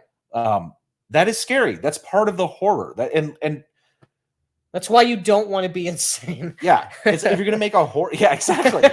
if you're gonna make a horror game, like, what the fuck is wrong with these people? It's just also performative, and I'm tired of pretending it's not. I think I'm not the only one at this point. Correct. You think? Yeah. Holy shit. It's like these people have just woken up to how annoying this is. As if for the last 10, 15 years, this hasn't been shoved down everyone's throat. And there haven't been people complaining about it already. All day, every day. Yeah. Right. I'm tired of it, and I think most people are. We've started to see people turn their back on this weird trend of narcissism and PR disguised as altruism. Don't get me wrong. There's a time and a place for modernizing and cleaning. Like, don't hurt me. Yeah. Please don't hurt me. Here's my. It's so stupid. Oh, we got another super chat. Oh, let's see here. Oh, we got a couple. We got, you guys are funny and based. Thank you. Thank you. The candelaobscura review to live stream pipeline is real. Refreshing to hear a sane perspective for once. Yeah. Nice. And thank you for the $5, man. Thank you. D gives us $10. Reddit check-in. Have you had your latest COVID booster? Oh, it's Dane. Dane, what's going on, man? You didn't have to do that, but thank you. Reddit check-in. Have you had your latest COVID boosters? Where do you stand on the impression hierarchy? First against the wall. Yeah, at the top. Oh man. Yeah. So it's absolutely nuts. Like these. But again, like. You're seeing this happen in real time, and in a hobby which is the most compromised of any other, in a segment of that hobby which is the most compromised, you are seeing this sort of programming glitch. You're seeing this mental break, and all of this is to say, do not fear these people. And these are absolutely utterly powerless, completely freaks and losers, unimpressive, just completely unimpressive. Like they've been sitting there. That thread has hundreds of text walls where people are saying, I'm tired of this. I'm so tired of it. And they had to sit there and wait until someone came out and said it for them. And we're like, and even still, they can't say it with a straight face. Please don't kill me. They can't just say it. They can't just say it. These are not impressive people. They're complete weaklings. Right. You are infinitely better than these people, and you should take pride in your ideas and your moral stance. We just got a pretty good Thraxis for $5 says, see, man. It's like saying that having combat mechanics for damaging a character is offensive to the memory of the dead. True. Yes. There was one comment in particular on one of these things that was really fucking funny, where someone was like, I watched this guy's video and they ended their video with vitriolic Alex Jones, and then the Star Spangled Banner started playing and they saluted him, and then it says, we hate you at the end. These guys are chuds. You know, which is like all they have to say is chuds. Which is true. I know, which is true. and as if this is some sort of insult instead of like a badge of honor. Oh man. Anyway, I think that's about as much Reddit as I can stand. Yes. We know to have a shit ton to catch up. Yeah, we have, according to our little thing here, 239 chat messages. Okay. All right. Let's get back to it. But again, scroll bar. Do not fear these people. Yeah, don't fear these people. They're fucking losers. Yeah. Asked you about Dishonored, because the RPG manual is mainly narrative, and just the reviews I think could be somehow a working version of a similar setting. Got to check Candela for myself. No, you don't. Seriously, dude. Like, save your money. It's really not good. Yeah. Play Wretched Epic. Play Call of Cthulhu. Yeah. Both of those games will do the job better. You can play Wretched Epic or Call of Cthulhu you can hype if you want more of the veneer of that setting, you can add some zhuzh to it and just spice it. That's the thing though, is the setting's not even that good. Like, I know, but I'm saying if you want a touch of steampunk, you can do that yourself. Yeah. The thing is, the game, it just sucked. Like, it's not a good game. It's a very bland. It's not a good setting. Like, there's just way better shit out there. I would say it's an atrocious game, but the setting is even worse. Got another super chat. Regarding your future RuneQuest plans, I'm a huge Glorantha autist. Huge. Okay.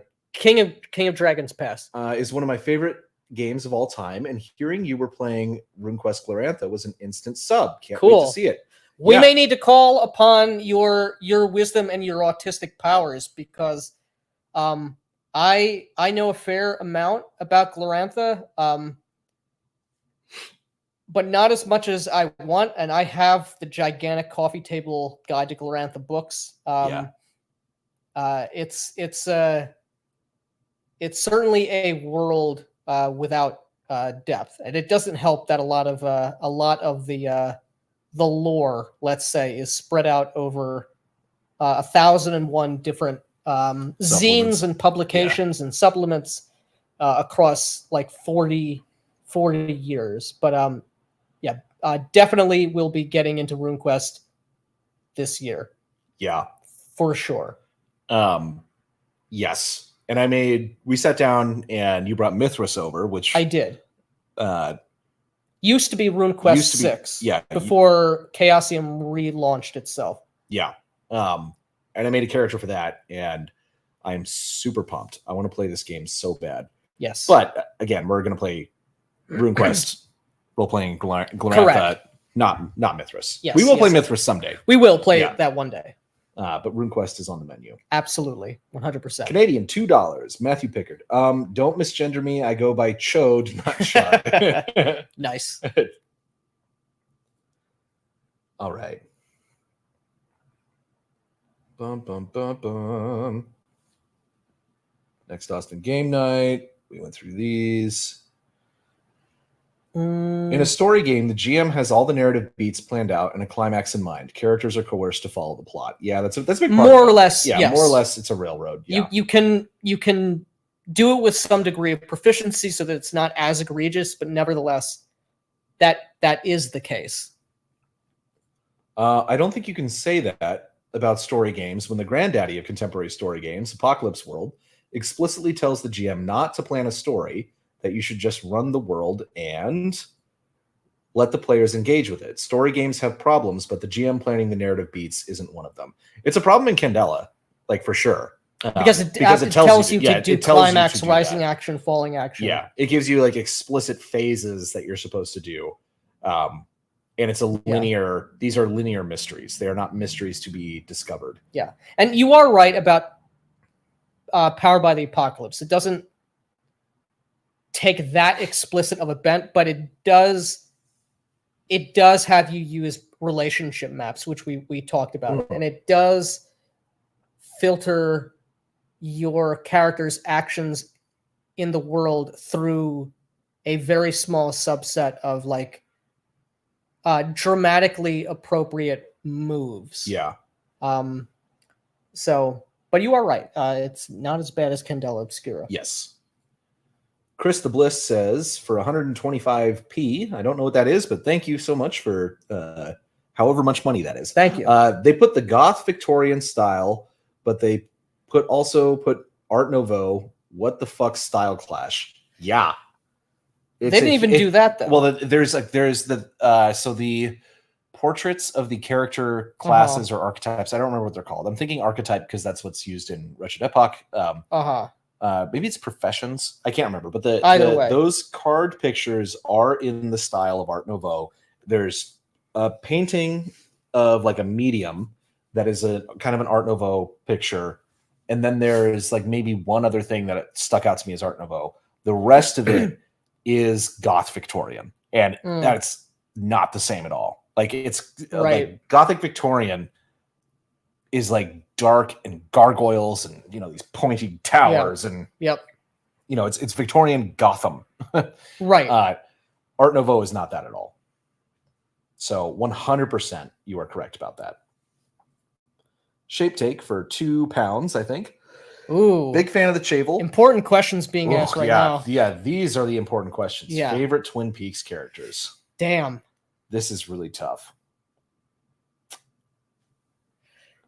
I'm not saying this ironically. I really like Mr. Jackpot's Dougie. Yeah. From season Jackpots. 3. From the return. He is great. Mr. Jackpots. He knows. I really like him. Bob, of course, is amazing. Leland Palmer is so good. That guy amazing. steals a show in anything he's in. Yeah. 100%. Is his name Ray something? I don't remember what I can't remember his name. The actor's name is. He's so fucking good though. And I figured out. Well, I'm not going to say anything.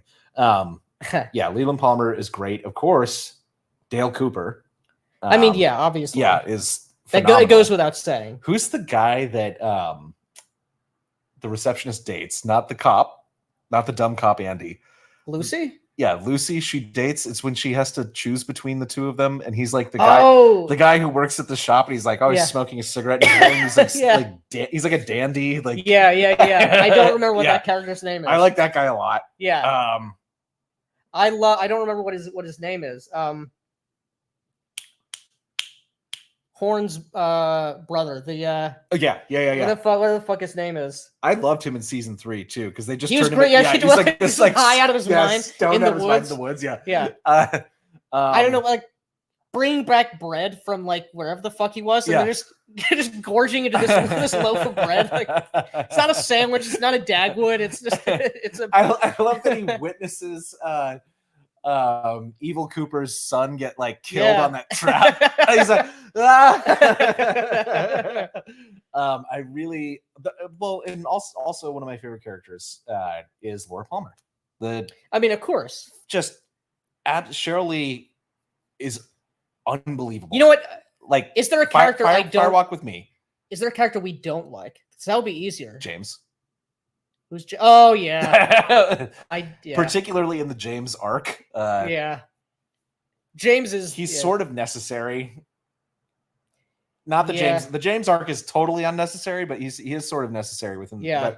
But I did not like that character very much. Who else did I not like?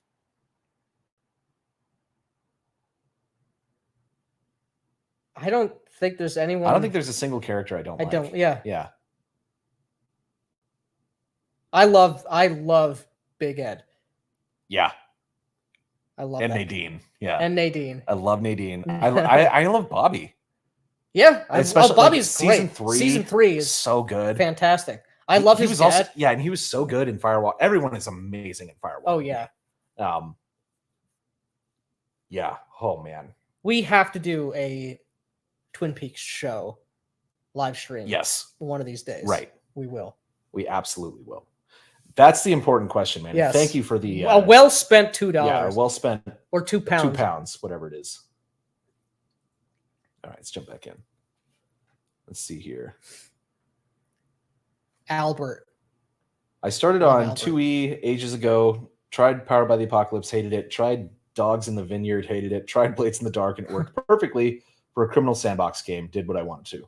Cool. That is nice. What I've heard. I've heard it's a good, decent game. I've always wanted to try Dogs in the Vineyard because it sounds like such a batshit autistic premise. Mm-hmm. If I remember correctly, you play the serial numbers may be shaved off. I don't recall, but you play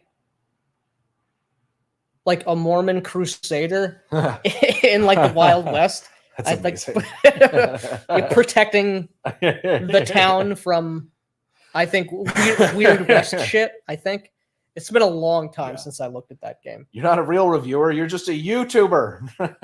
That is true. Alt-right basement dwelling prepper Neanderthals. The alt-right founder, Richard Spencer, voted for Biden in 2020. He's also CNN contributor, Richard Spencer. Don't forget that. Everything's a gateway to the alt-right nowadays. Shut up, they explained. 134 watching, but only 35 thumbs up. What the fuck, guys? Yeah. We how many people are watching right now?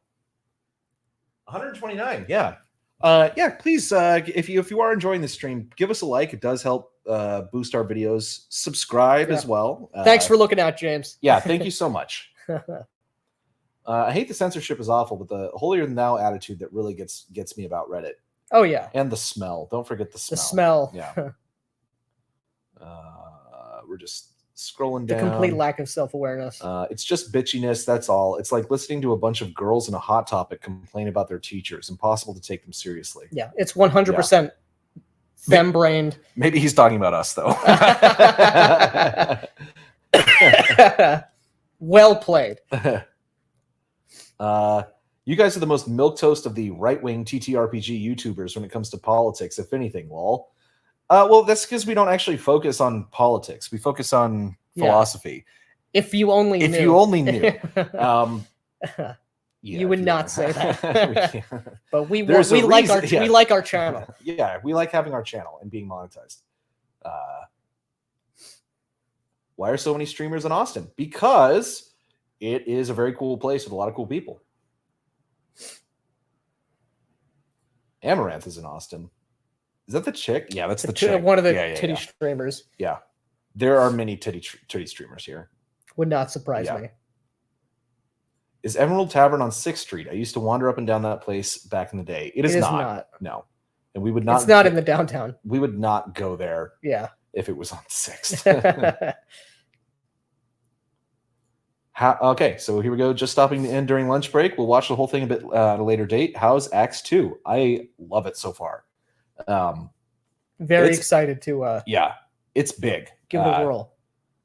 There's a lot. They're not wrong when they say Axe has a rule for that. It really does. It has a lot of rules.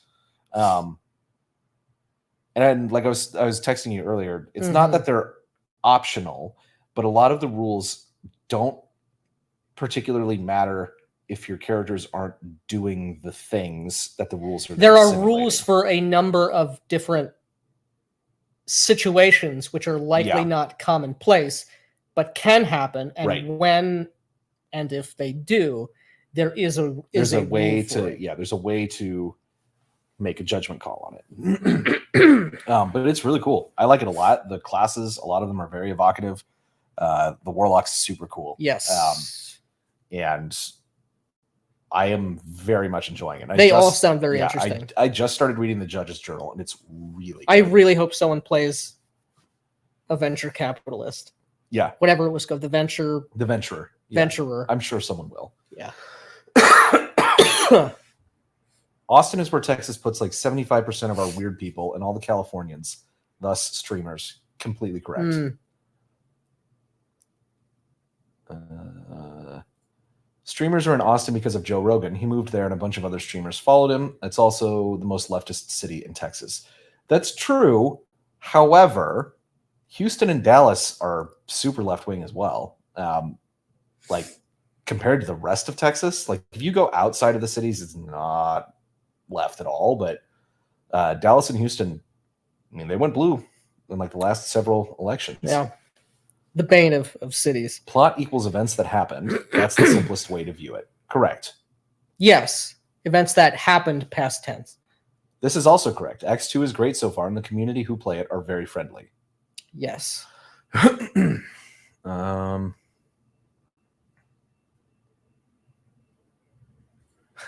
So if I go deer hunting, I'm not trying to shoot me some food. I'm telling the story of venison.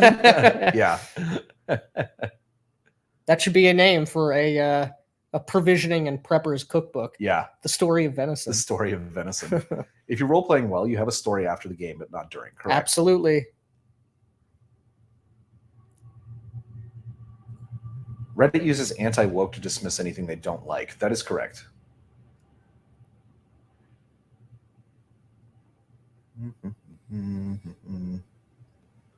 Scrolling down. We're just trying to catch up. Get sort of down. The chat is savage. My people.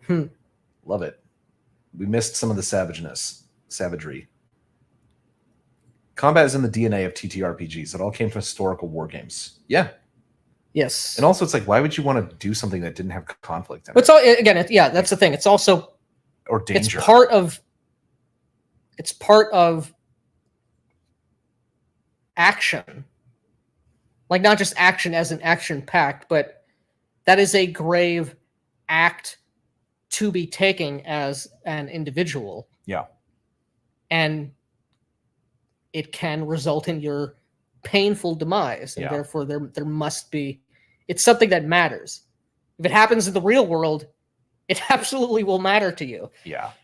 Any recommended YouTubers or resources in addition to Black Lodge Games for fellow based gamers? Fuck the leftist narrative in infection of our space. Yeah. Mr. Max? Mr. Max for sure. Runeslinger is great on role playing. He's not like he's not political. He's not. I don't know what his politics are, but I don't care. I don't care. His excellent role playing channel. His quality of thought and commentary are really beyond top-notch.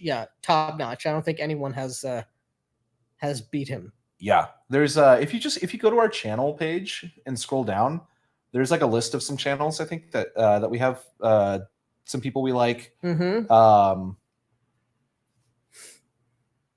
There's other people that I want to recommend right now, but I don't want to name them as being like based or right wing because that can cause them problems. Right. But there's a lot of people.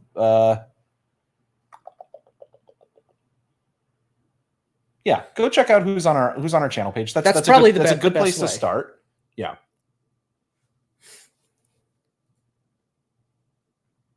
Okay. Oh, I just saw Crafty's picture in here somewhere. Good evening, gentlemen. Good evening, Crafty Matt. Hello. Glad to hear you're on the mend. Yeah, glad to hear you're on the mat. On the mend. Story gamers are failed Harry Potter / fanfic writers. Big true. If men were angels, we wouldn't need rules. Also true. I don't think I believe that, actually. I've been lucky to know some good storytellers in my life, including my Uncle Walt, but I never confused those awesome stories with TTRPGs. Is it possible they had to tinker around the manual to work mainly for their show? So low difficulty, no insanity, more scriptable, and a broken, chaotic system to fix things on the go? No, because they admitted that they started filming the show before the game was complete. Right. They didn't change the book. They just didn't use any book. They didn't have because there was no book. Yeah, there was no book. It is a game. Checkmate, Ginger Fraser. Thank you, Jim Jesus. My favorite thing is Candelaobscura's PDF is 50% off on DriveThru RPG. It has been for a while. It's an overpriced PDF either way. Color is a spectrum. I would call this shirt almost fuchsia. It's probably just the color correction that we have on in OBS right now. Because it is red. I'm looking at it right now. It is red. Yeah.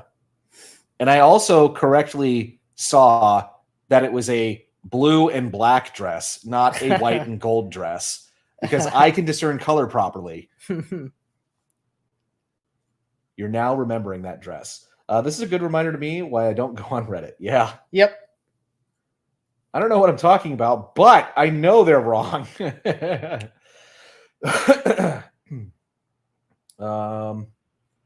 These guys are story gamers. Wink. Embrace the OSR. Embrace the new SR. Reject modernity. Embrace revolution and masculinity. Nice. That's a Russian novel. I'm not reading that. Neither did we. Yeah. Shirt looks bright red on my TV and pinkish red on my tablet. Yeah, your TV is probably more color accurate than your tablet. Stupid fat fingers. I thought that said stupid fat gingers for a second. OSR isn't revolution. Other based channel, Diversity and Dragons, obviously. Oh, yeah. Go check it out. Yeah. A group should know if PvP is allowed or not before the start of the first session. I always ask if they want it or not before we start a new campaign. I think it should always be on the table. Yeah, me too. Yeah. If you're worried about someone acting in an out-of-game way, that's a different problem. Yes. And you should vet your players to not game with people who are not interested in role-playing. Yeah, very correct. Because I've had great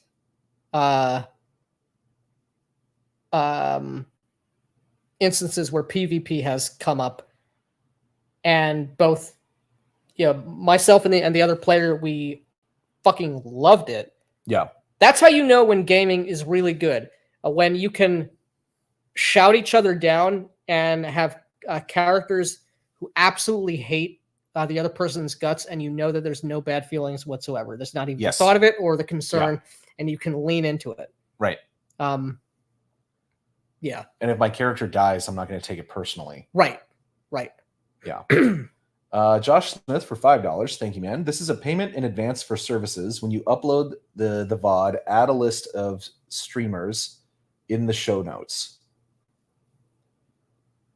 Oh, like YouTubers and... I'm wondering if this is about this previous thing about the based gamers. Upload the VOD. No, yeah, I think it is. Notes. Okay. Okay. That's how I'm we'll thinking. do that. We can do that. We'll link some good channels. Matthew Pickard once again. Thank you, man. Thank you. My favorite channel is Jenny D. She saved my life. I was in a coma, and while her video was playing, I woke up just to click to another video. There you go. Rousing endorsement. That was a good super chat. Yeah. Oh, Nice. man, you guys are funny. But don't forget, Jenny D is our queen at Black Lodge Games. Our mid queen. Our mid queen. I don't think that she's like smoking hot, but there are people who will be like, Jenny G's ugly. I'm like, she's not ugly. Are you fucking She's not stupid? hideous. Yeah, like, are you like, she's cute. Yeah. Just accept it. Someone that you don't like that has green hair, right, that has opinions you don't like or plays the game in a way you don't like, that doesn't automatically mean they're ugly. Them, yeah. Exactly. Yeah. But if they are ugly, you shouldn't trust what they say. Yes. Yeah. Because it is a moral failing to be ugly. Yeah. I know. It's like, if you were right, then why are you ugly? Like the fucking QED. Yeah, like, exactly. Oh, we got Basic Expert here. Hey, good to see you, man. Ship an incomplete game for full price. It's okay. The community will fix it. Exactly. Bethesda School of RPG Design. Just gotta wait for the mods. Bethesda mode. Yeah, exactly. Indestructo soy. I'm a fan of Soyclops. Soyclops. Yeah, that's is my the favorite. funniest one. Yeah. Indestructo Boy apologized and flagellated to the community. Yes, he did. Flagellated to the community, of course. At the cost of repeating myself, if you want an overlooked TTRPG story first manual, go for 2D20 Dishonored. You'll find so much to play with. Yeah. Yeah. Crafty I have the PDF of it. Crafty's a big fan of Conan TD20, and I bought Dune, right? And Dune. But Conan 2D20 is his favorite implementation of that system, I think. And it's I got all the PDFs on their going out of business sale because they got destroyed by copyright. Why do they keep thinking you guys are scared of Candelaobscura's rules? Are they actually retarded? Yes. that is why. That is the answer. Soyclops, the Eye of Soyron. Nice. Rolling over and showing his soft white underbelly. Yeah, and the thing is, I was like, they're gonna kill him. Like they're gonna. Yeah, this is blood in the water. Yeah, you showed weakness. And this time they chose not, because everyone else silently agreed with him. And they were finally like, oh God, thank God, we can finally say something now. But yeah, that weakness will be remembered. Yeah. I'm okay with Indestructo Boy, but man, he really does need a stronger backbone. Too much apologist language. Yeah, look, just stop fucking apologizing for everything. The only soft white underbelly I want to see is a hedgehog because they're so damn cute. Yeah, well, that's Fair true. enough. Yeah. Their philosophy is Marxism. If they don't know it, it's because they're useful idiots. Yes. So this must be when we were saying everyone has a philosophy. Yes. Did we get another one? No. Okay. We're going to scroll down some more. Harley Quinn in Birds of Prey isn't insane. She's a bimbo. I think that's true. Yeah, she is not crazy. She's just a dumb bitch. She's just a woman. But I repeat myself. Yeah. Recently used for some NPC portraits, and it worked above and beyond my expectations. I wonder if they're talking about AI art or something. I didn't see anything. Oh, I think AI Genie is out of the bottle, regardless of moral scruples. Will be fascinating to watch the next decade of it. Yeah. It might eat us all, which would be pretty cool. Again, I bought a brand new graphics card to generate some. Feels like magic to me, even if I understand a bit how it works in the back end. Nice. Horror RPG insanity should be schizophrenia pumped up on steroids and turned up to 11. Exactly. Yeah. Exactly. I'm not living in the real world anymore. They're dead people. They're biodivergent. Chuds. Yeah, exactly. I am a chud and proud of it. Yeah. Same.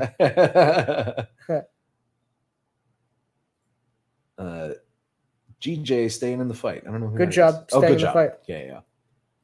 They aren't dead people. They are biodivergent. Yeah, okay. That's another one. Why, yes, I am a cannibalistic humanoid underground dweller. Does being a chud give me a strength bonus? Strength, charisma, dexterity, intelligence. Yeah. Straight 18s is what it gives you. Yeah. Someone comment on Glorantha. I'd really want to talk with you guys. Oh, wait, hold on. Did he say something previously? I don't know. Well, you are talking with us. Imagine if these people heard about the Brew from Glorantha. The Brew are a chaos race that are reproduced without consent for YouTube purposes. Without consent for YouTube purposes. Goal is to tell a story. The standard is immersion. I'm done. See, I don't think the goal is to tell a story per se with an exciting introduction, challenges that results in a climax, an appropriately timed failure or moment of despair, and then a cinematically satisfying conclusion. It is, I would say, it's certainly fine to have an inciting incident or incidents, or to have a jumping off point, a premise. That's fine, but that premise being the case, the world as it is being the case, your characters, whoever they are, being the case, are going to operate with a certain limited amount of knowledge, a certain limited amount of motivations. Mm-hmm. Same with all the other NPCs. And whatever happens, whatever commingling results, will be engaging and immersive if you keep that sort of first person focus. But I don't think it's about telling a story per se. Yeah. If you stay in character, again, anything that you do as a person, you do because it is of interest to you, or because you are compelled to do it out of fear of danger or financial obligations, whatever the case may be, and ultimately that is something that interests you from a different angle. So if you're occupying a character's mind, anything that happens to this to your character is some level of interesting, or will lead to interesting things, because mm-hmm. you are that character. You have total freedom to do whatever it is you want to do. Mm-hmm. You are not obligated to follow an external course of actions or follow an external plot line because it would be more dramatically relevant. Yeah. So that will provide you with a more fulfilling experience, I think. Audrey I like, yes, and Audrey's husband in season 3. Oh, I'm so very sleepy. Yeah, I'm so sleepy. Audrey, I'm so sleepy. I'm tired. I'm sleepy. Yeah. Fire Walk with Me is one of my favorite movies of all time. It is so fucking good. It might be my favorite Lynch movie. Yeah, it's definitely up there. It's so fucking good. And Cheryl Lee is amazing in that movie. Yeah. Again, just throwing whatever they could in the pot, hoping something will get people to buy it. I wonder if they're talking about Candela. Probably. I think so. Yeah. If I answer my own question with Mr. C, does that make me a psycho? I like Mr. C is he's fucking awesome, and there's a great Mr. C montage on YouTube that I used Mr. C as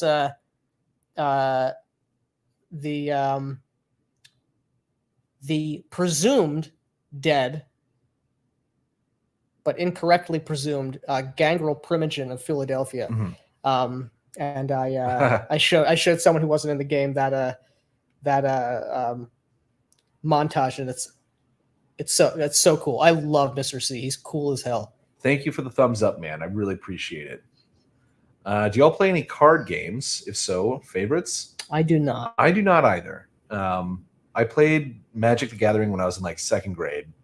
And I very quickly learned it should have been called Money the Wasting for me, because I was just, anytime I could cobble $5 together, I'd go and buy some. The classic Reddit odor. I was in the shower for most of your stream. No worries, nice. Man. Yeah. You don't like cat pee? Based. Austin used to be my dream place to move. If it's still nice, then that's wonderful news. I love Austin. It's different. Like, from what I understand, it's very different than it was, even 5 years ago, 10 years ago. I love it here. I would say an honest review of the city, it's a B- as a city. The people here, though, are awesome. And one of the reasons that I loved New York so much was that, even though that, if this is the thing, people are like, Austin's so liberal. You have no idea. No idea. Yeah. What it's like living in some place like New York. And I loved New York. Absolutely loved it. And one of the reasons I loved it was because it was this nexus for the most interesting people in the world. And you would meet and interact with and become friends with the most interesting people in the world. And a lot of interesting people live and move through Austin now. So it's a fucking great place. Really, really great place. It's not for everybody. No city is. It gets stupidly fucking hot during the summer. This last summer was brutal, but I like it. I love it. Axe is comprehensive. That is Indeed. 100% correct. I have to thank you guys. Randomly mentioned Shadows of Estrin at one point. Hell yeah. Translation, French fame.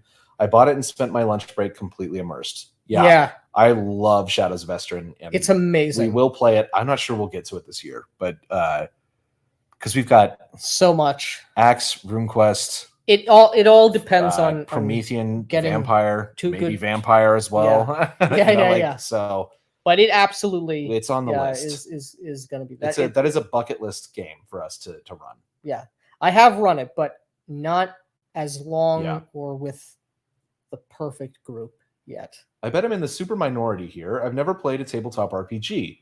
Trying to finally get a group together this year. Good. Nice, dude. I have 5e, One Ring, and RuneQuest core books. Ooh. Oh. Okay. You know what I would do? I would start with Rune. What? I would start probably with One Ring. It's probably an easier system. So I don't know. I know there's a new edition of the One Ring. Yeah, and it's apparently pretty good. Basic Expert's done a bunch of videos on it. Yeah.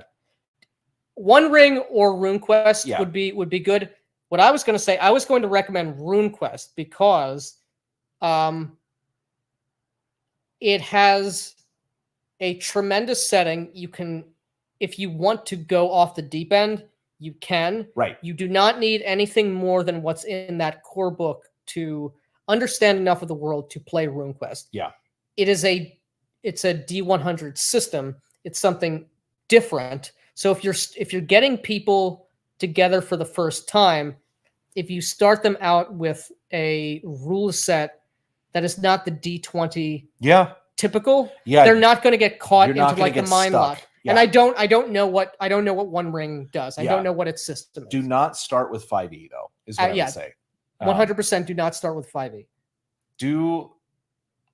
I changed my answer. Start with RuneQuest. Start with RuneQuest. And it's an incredibly evocative setting that'll get people hooked. Yeah. What's Axe? Adventurer, Conqueror, King system. It is my most likely, we'll see how the game goes, but so far from what I've read, it's probably going to be my go-to for fantasy D&D style roleplay going forward. Squat, bench, deadlift. Biggest issue with Austin, the city leadership rolled out the red carpet for the homeless, so they're everywhere, and they defunded their police force. That is true.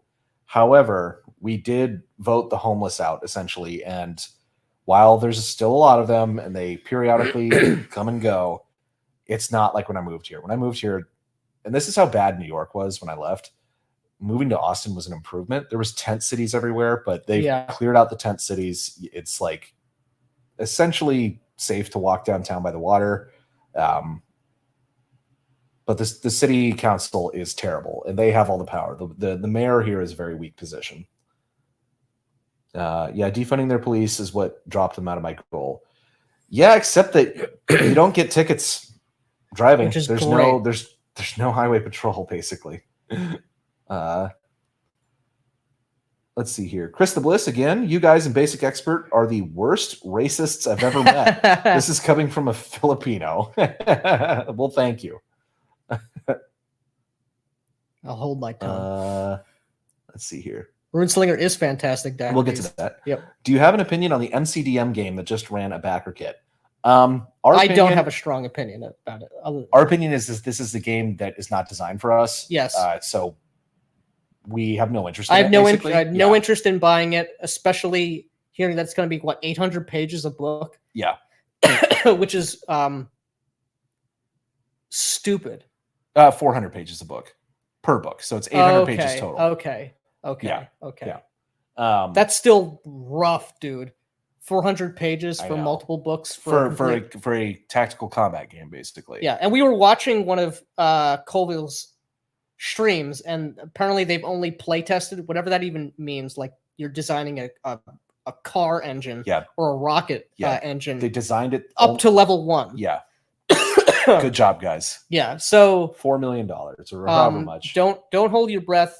I think he will release it. I I just don't care. Yeah, I don't care about it. Like some people have been like, it's a scam, blah blah blah. I don't think it's a scam. I don't think Colville's a grifter. Yeah, it's ridiculous that they ran this campaign and their delivery date's 2025. 2025. Like, they should have done it closer to when it was done. Yeah. So if anything, this like. But the game, the game itself is just not something that's interesting to us. So yeah, in that respect, we don't have an opinion on it. Right. Yeah, we will have no intention of talking about it or reviewing it. Diatomies. Yeah, Runeslinger is fantastic. He is. Indeed he is. And you are welcome for the shout out. A well-deserved shout out. Runeslinger is an excellent YouTuber and a friend. Oh, no Inquisitor. Good to see you. I've long been watching your videos. Good to see you around again. And we have long been watching Runeslinger's videos. Yes. He did a great stream today with Crispy. Yeah, it was awesome. It was awesome.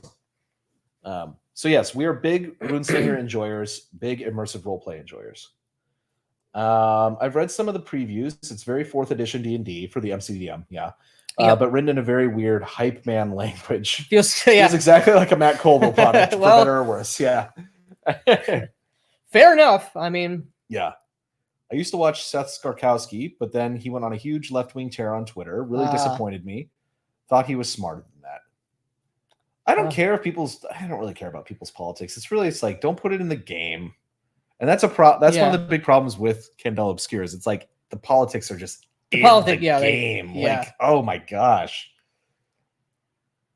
It's like old World of Darkness products up through like 2015, probably, were even New World of Darkness. I mean, old as in chronologically, they are older than right now. Up through 2015, prior to the Culture War, written by people that assuredly have complete opposite politics of me. Yes. It wasn't explicitly in the game. Correct. The Culture War had not invaded the product. Yes. So like, if someone has very different politics than me, but they make a good game that's not lecturing me and preaching at me, then I'll buy it and I'll play it, but it's just, I hate it when it invades the product itself. Yes. Formica Green gaming table. I wish. Formica. Yeah. This table is Formica. Is Formica. Green is its color. Seth is a lot of fun and very positive. PvP should always be an option. Yes. Oh my God, I just got that Ginger Fraser is dressed like the chat meme. Correct. Seth Skarkowski's impression of Gygax on coke had me in stitches every time. That does sound funny. That sounds fucking hilarious, actually. You made me spit.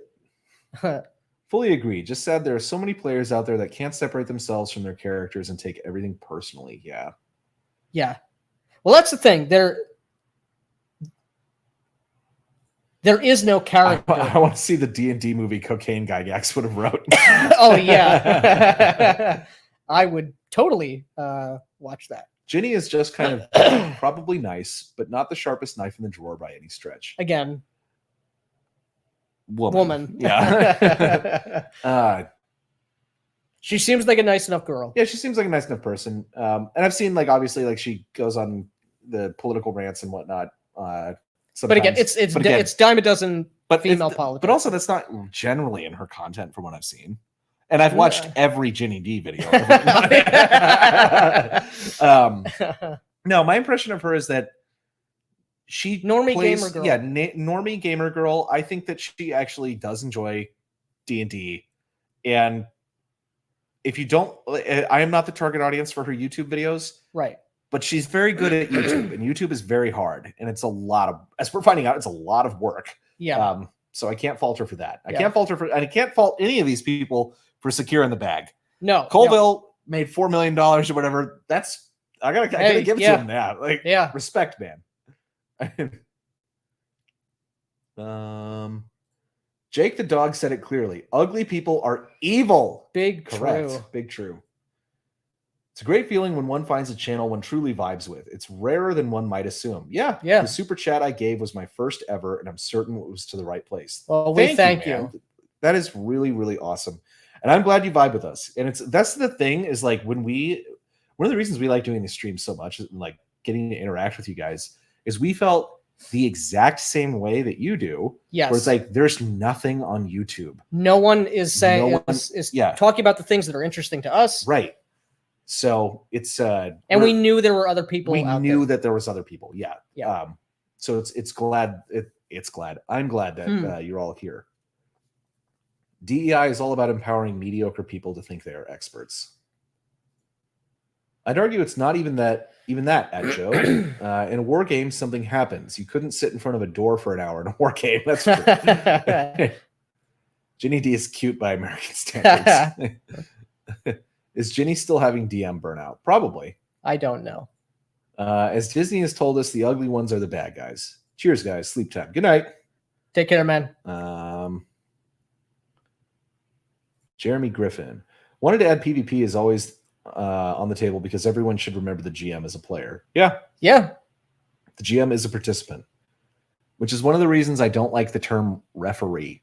I am an active participant at the table when I am the GM. Yeah, I don't care for the term referee either. I'm more than an arbiter of rules. Yeah. And an arbiter of just what the players are doing. You know, correct. It's like I am role playing the monsters, the other NPCs. Anyway, your enthusiasm really gave me the need to make a video about this Candela as a reason to take my RPG passion on YouTube. I can't edit for shit, but whatever. Hell yeah, cool. Dude. Let's Kent, if you're still watching, add a comment, like an actual comment on the video, not just in the live chat, so I can click on your thing. I can't do it from StreamYard. That way we can subscribe to you. So the bro are like the goblins and the Goblin Slayer. The brew are like the goblins and Goblin Slayer. Yes, but much cooler and grosser than goblins. I think that the goal is to live the moment and then have a story, correct? Yep. If the campaign or session is memorable, then it turns into a story, so don't force it. Absolutely. Exactly. That is precisely. Yes. I was playing Baldur's Gate 3 with friends, and a paladin broke oath for sneak attacking innocent goblins. What the fuck? They're literally eating human meat, but their god went, no, that's wrong. Yep. Yeah, my first attempted playthrough as a paladin, in conversation, I think I was sort of rude to someone. Yeah. And stripped of all power. It was like the anti-paladin's like, come talk to me. I was like, start over. Vengeance paladin. Now I can just essentially, if I get to hurt someone, then it's for vengeance, you know? Like for some odd reason, RuneQuest was huge here in Finland in the 90s. Much more than D&D. I wonder why that is. Because you Nords have good taste. I wonder why that is. Maybe that's just one of the ice-proof. Maybe that's just the one that's ice-proof and somehow made it in Star North. Yeah, interesting. I've heard that like RuneQuest has resonated differently with different people. Like you're generally assumed to be on the side of Sartar and the Orlanthi in the general conceptualization, but I think in the UK. Everybody sided correctly with the Lunar Empire. Yeah, that's interesting. I know the montage of which you speak, Buscemi. It's great. And that Muddy Magnolia's American Woman Slowed Down song is so fucking badass. Yeah. Hell yeah, dude. Hell yeah. About Mr. C on Yeah. I'm Israeli and I dated a German girl. She said, hey, babe, want to go to the shower? And I said, ha, not falling for that one again. Nice. Made it through the genetic bottleneck. Yeah. Well done. Do you guys think there's any TTRPGs on the market that fit the same punk niche that games like Cyberpunk and VTM filled back in the 80s and 90s? Not in the same way. Not in the same way, punk but, isn't. Yeah. Cyberpunk. But Cyberpunk is still there. Yeah, you can still. I mean, you can still get Cyberpunk 2020. It's still in print. It's in print. Yeah, and you should. And you should. You can get the old VTM games on books on drive-through. I don't really think. Yeah, punk is dead. So there's not anything that fits the same thing now because it's only stuff from back then. Yeah, the cultural milieu is gone. Yeah. See our recent video on Vampire the Masquerade. Exactly. Yeah, just pick up Cyberpunk 2020 or Cyberpunk Red. Pick up VTM. Pick up Shadowrun. One Ring is a solid choice. Nice. One Ring is easier and faster, but I'm not impressed with the mechanics. Yeah, I have not checked out the new iteration of the One Ring at all. I don't know what system it uses. Yeah. Oh, someone talked about the Corporation RPG. Which one? One up. I think the Corporation RPG is the 21st century cyberpunk game. It's cyberpunk, but working for the megacorps. That's the dystopia of today. There's a really cool game called Corporia, where I think the tagline is Knights in Shining Armani. Yeah. Where you are basically, it's like a cyberpunk neo-future world, and you're part of this like megacorp, but you're actually reincarnations of King Arthur's court, and you're waiting for Arthur. Oh yeah, I've heard of this. Yeah. It sounds cool as shit. You told me, but that does sound cool as shit. I would play That'd be hell out of fucking that game. Sick. We should definitely play that. Yeah, I should get that game. They did a video on VTM a while back and touched on the topic, but still curious about it. Yeah. I can totally see this whole player base becoming massive Axe fans in a year's time. Are you talking about us? Is there a response to? I don't know. Whole player base. Well, either way, I could see it because it was a very successful Kickstarter. We both backed it. Yeah. We will be playing it, and I hope that other people will as well, and I think that they shall. Yeah. Any recommendations for one-on-one play? Have you done it? Is balancing a nightmare. Like one GM and one player? I've done it. It's not as good as having I haven't run a game with just one person, but prelude scenes, embrace scenes for Vampire. I think it works best as that. Something about doing it one-on-one, the idea, I've never tried it, but trying to do a game that's just one-on-one, it doesn't feel right to me. I'm waiting on Axe and Dragon Slayer. I don't know Dragon Slayer. I'm not familiar with Dragon Slayer. I have not heard of it. But I do have the Axe PDFs. I can't wait for those books. Yeah. I don't know where the markets comes from. It looks like it does nothing new.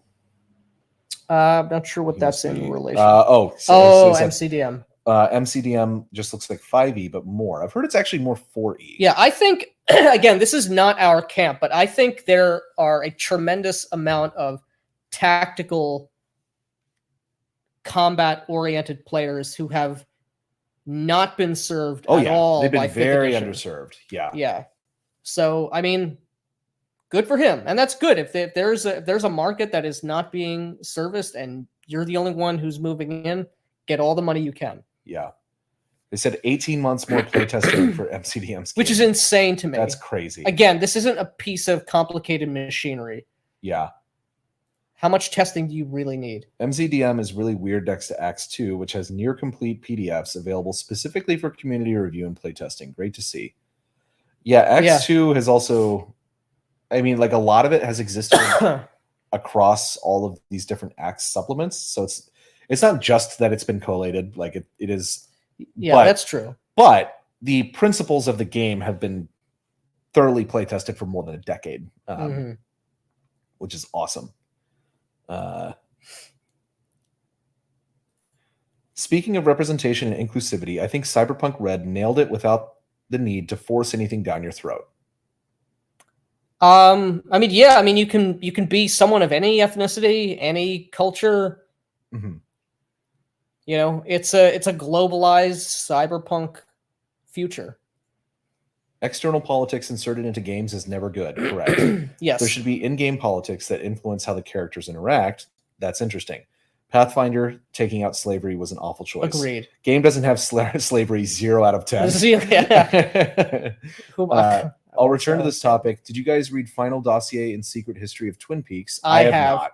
I have that. Yeah. I have that book. It's I agree. I do prefer Lynch's vision than Mark Frost's, but they both it needs both of them. It's a Twin Peaks is something that is made by the commingling of both of their creative inputs. I'm writing an RPG where immersive roleplay will be rules as written. What would you guys say would be the must include stuff for a system like that? I think the most important thing is you need to have a chapter on role playing. Role playing at the beginning, and you need to explain in explicit detail what role playing is and why it's good. Why it's good, how to get into character, and because people can choose or not choose to follow the rules. Right. You have to if you should set the tone at the beginning of the game. Yes. That this is about role play. It is about character, staying in character. You know, make it's like our main man said in Saga Book and Within the Ring of Fire. It's, you know, make a character, play the character, stay in character. Yes, 100%. But that is awesome, man. I look forward to hearing more. Ginny D is a plague on the hobby. She is the epitome of a D&D lifestyle brand influencer. She is an OnlyFans account away from being Satine Phoenix. Yeah. I guess. Yeah. I mean, although Satine Phoenix in the Eye of the Beholder documentary said the fucking funniest thing I've ever heard, because it was not what I expected she was going to say. They're talking about all the art. I don't remember what she said. They're talking about how you know, you've got these people in chainmail bikinis and blah blah blah. I'm waiting for them, you know, to say like, and this is bad. Yeah. Blah, blah, blah. And she's like, and yeah, like I grew up in the day when, you know, they were painting women with like chainmail bikinis and like thought that was awesome because it was awesome. Surprisingly based. Yeah. It's like, okay. Yeah.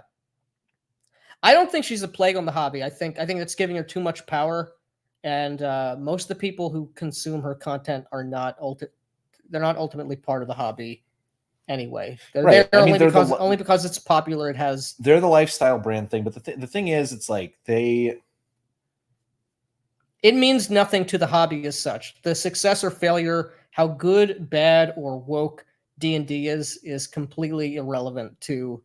At this point, I think. Yeah, because even if it wasn't woke, it's still corporatized and sanitized. Right. Getting rid of the woke would not fix D&D. Right. And I would argue it's gone and it's over. Just like Star Wars and Marvel. Just let it be dead. Let it be dead. You can buy the old products. There's the OSR if you want that. If you want to do 4E or 3.5, you got MCDM coming out. Like we're in an age of self-publishing. There's a tremendous explosion of content, and just because Hasbro's number goes down or doesn't go up as precipitously, doesn't matter. Yeah. I don't think she's a plague, but I just don't care. I don't care. And I don't think anybody really should either. Yeah. Except that she is our queen. On this channel, we believe Ginny D is queen. Let's see here. Literature. I'm trying to get a literature-themed channel off the ground, and indeed, it's a lot of work, but rewarding as hell. Yeah. It is cool. It is rewarding, especially once you start making some traction. It's been awesome, but it's just a lot of work, and like it's not. There's things that like now are very obvious to us about like what will and won't work on YouTube, but it's still it's difficult. Yeah. And I would imagine it's even harder with literature. Yeah. But it's if you've just keep doing it. That's the thing. If you enjoy doing it, like keep doing it, you'll get better at it.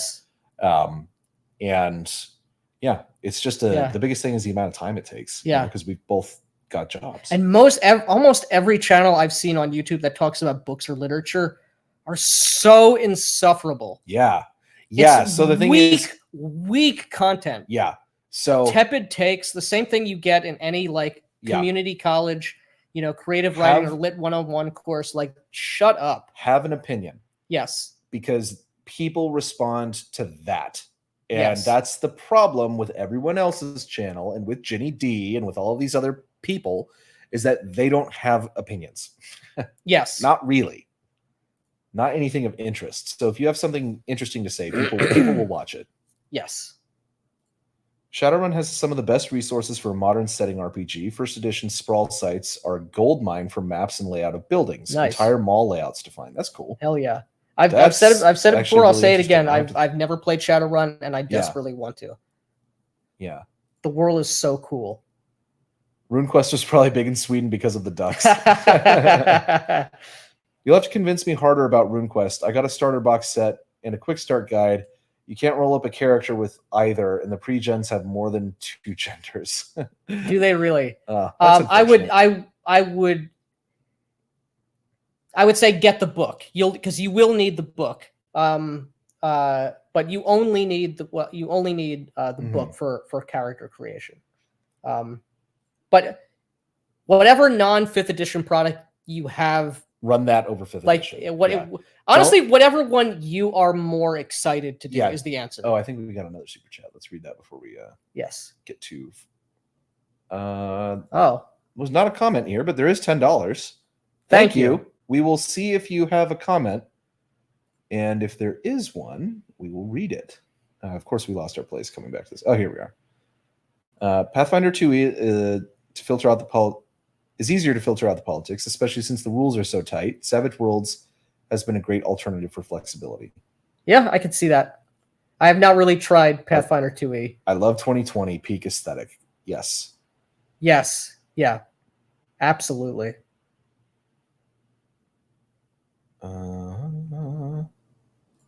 I played some Corporea. It's a cool world. Yeah. This is not the fashion choice I expected. Well, know your meme. That sounds awesome. On my watch list now. Nice. Go check those games out. Man, there is this meme on Twitter the left was trying to push, basically saying if you're punk, you can't disagree with the big corporations. Which is true. Yeah. If you are punk, you can't disobey. Yeah. I was talking about everyone in the community. Gonna leave a comment as the live stops then. Thanks a lot. Oh my god. Yeah, of course. Please do. Good night, Primeval Fantasy. Take care, man. Dragon Slayer is by Greg Gillespie. I don't know. I've heard that name before. I have too. I'll have to look into it. Most of Pathfinder's wokeisms lie in the lore of Galarian, and the preachy stuff is easy to ignore or alter. Plus, the source books are easy to adapt to homebrew. Nice. Yeah. Hey, we got Brulham here. He's a good friend of mine. Love this gentleman. He's in the super secret group chats. Ooh. Jenny D got super pissed at me for challenging her ability to play / run an AP game.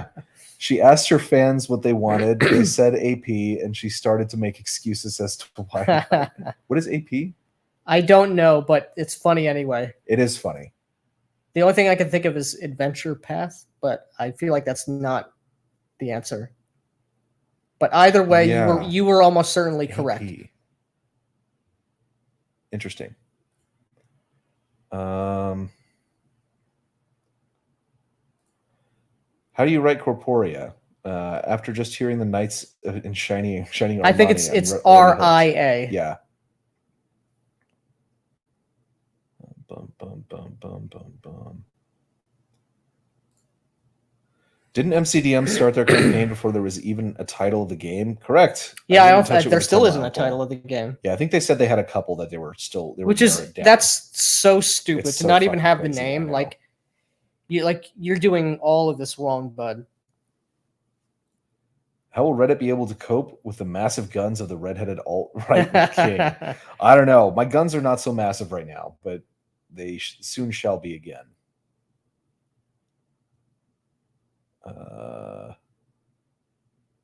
Let's see here. God damn, we just keep getting comments, which is awesome. Yeah.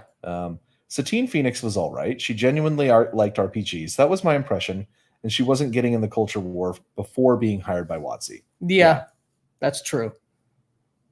She was the definition of big titty goth. The RPG I'm working got called Imperialistic NATO Warmonger Propaganda, which is what I was going for, so that's a win. Nice.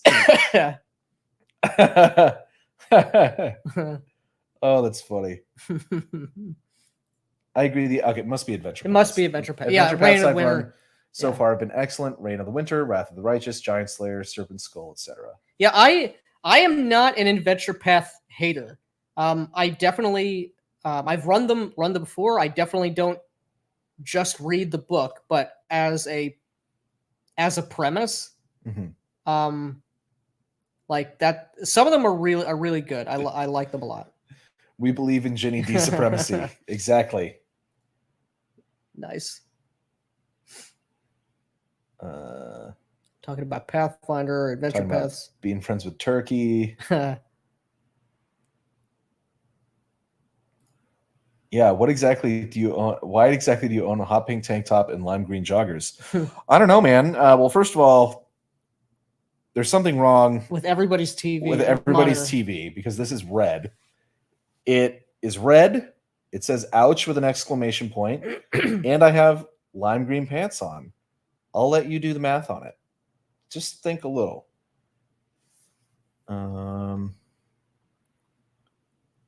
Adventure path, yeah. Okay. We're almost caught up. Okay. At least you'll have journalists on your side against Reddit because you properly capitalized black. All right, don't get us in trouble, man.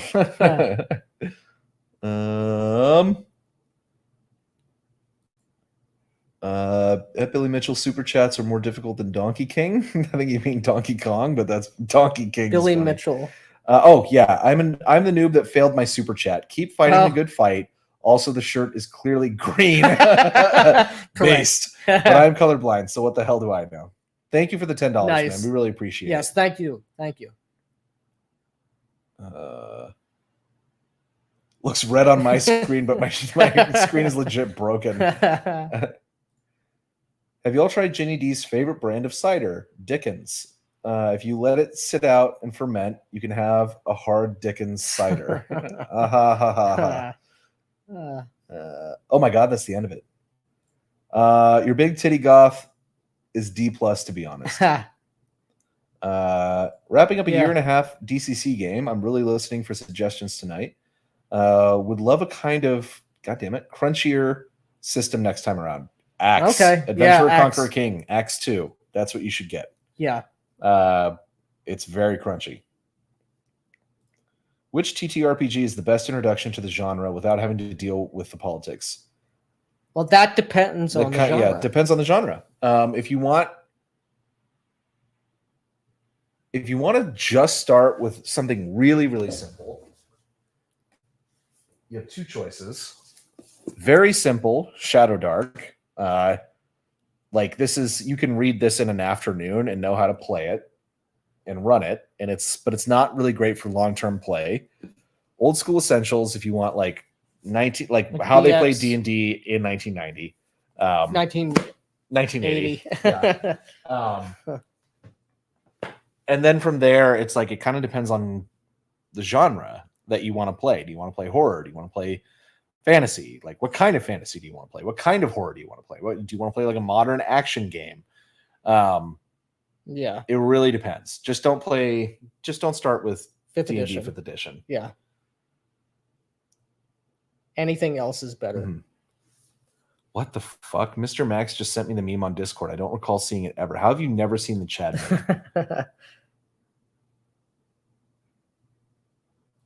Oh, bro, I hate to tell you that color is pink. Not that there's anything wrong with it.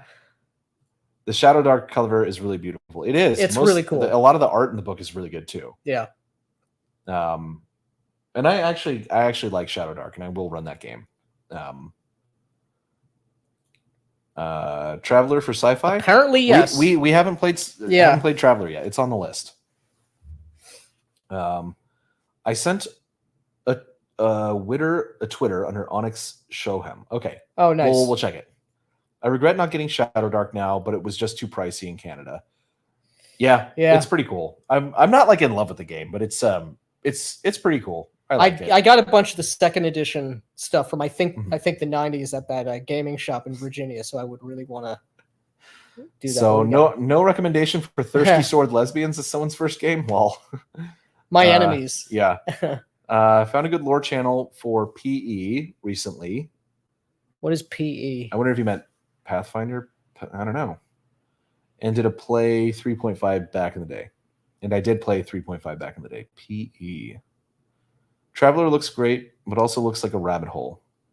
So you're saying I should join Reddit. Yes. Lone Wolf Fists can be the name of a Battletech Clan Wolf melee mech. That is true. Nice. And I do have Lone Wolf Fists right here, which is great. And I want to play it, but we just don't have time. Traveler and Cepheus Engine are fantastic for sci-fi, like the technology in Eclipse Phase, but it's way too heavy on flavorful and light on usable rules. I'm not familiar with the Cepheus engine, but I remember seeing years ago, it has to be out now, there was a fantasy version of the Cepheus system called, I think, sort of the Serpentine or something like that. It had a really cool cover, and so I wanted to check it out, but never did. Here we go. This is the perfect note to end on. For fuck's sake, that manual. When I got a glimpse from a friend, I was trying to light up a cigarette with its pages. And it is time for us to light up a cigarette. And to say goodnight to you guys. We've been going for almost 3 fucking hours. Have we really? Shit. Yeah, it's almost 11:30. Damn. Thank you guys so much for tuning in. Yes. All the super chats. Thank you so much. Super appreciated. Hope you got some entertainment out of this. Maybe if you're... Hello, Reddit. We love you. It's our favorite website. I hope you listen to this and tell us exactly why we're so wrong and we're evil and all this other stuff. Definitely comment below. And tell us more. We know you will not be able to resist. Someone will post it on Reddit, and you will all be made very uncomfortable again, which entertains and sustains us. Indeed. All right. Have a good night, guys. Yeah, take care, everybody. Thank you so much for tuning in. Yes. We'll see you again.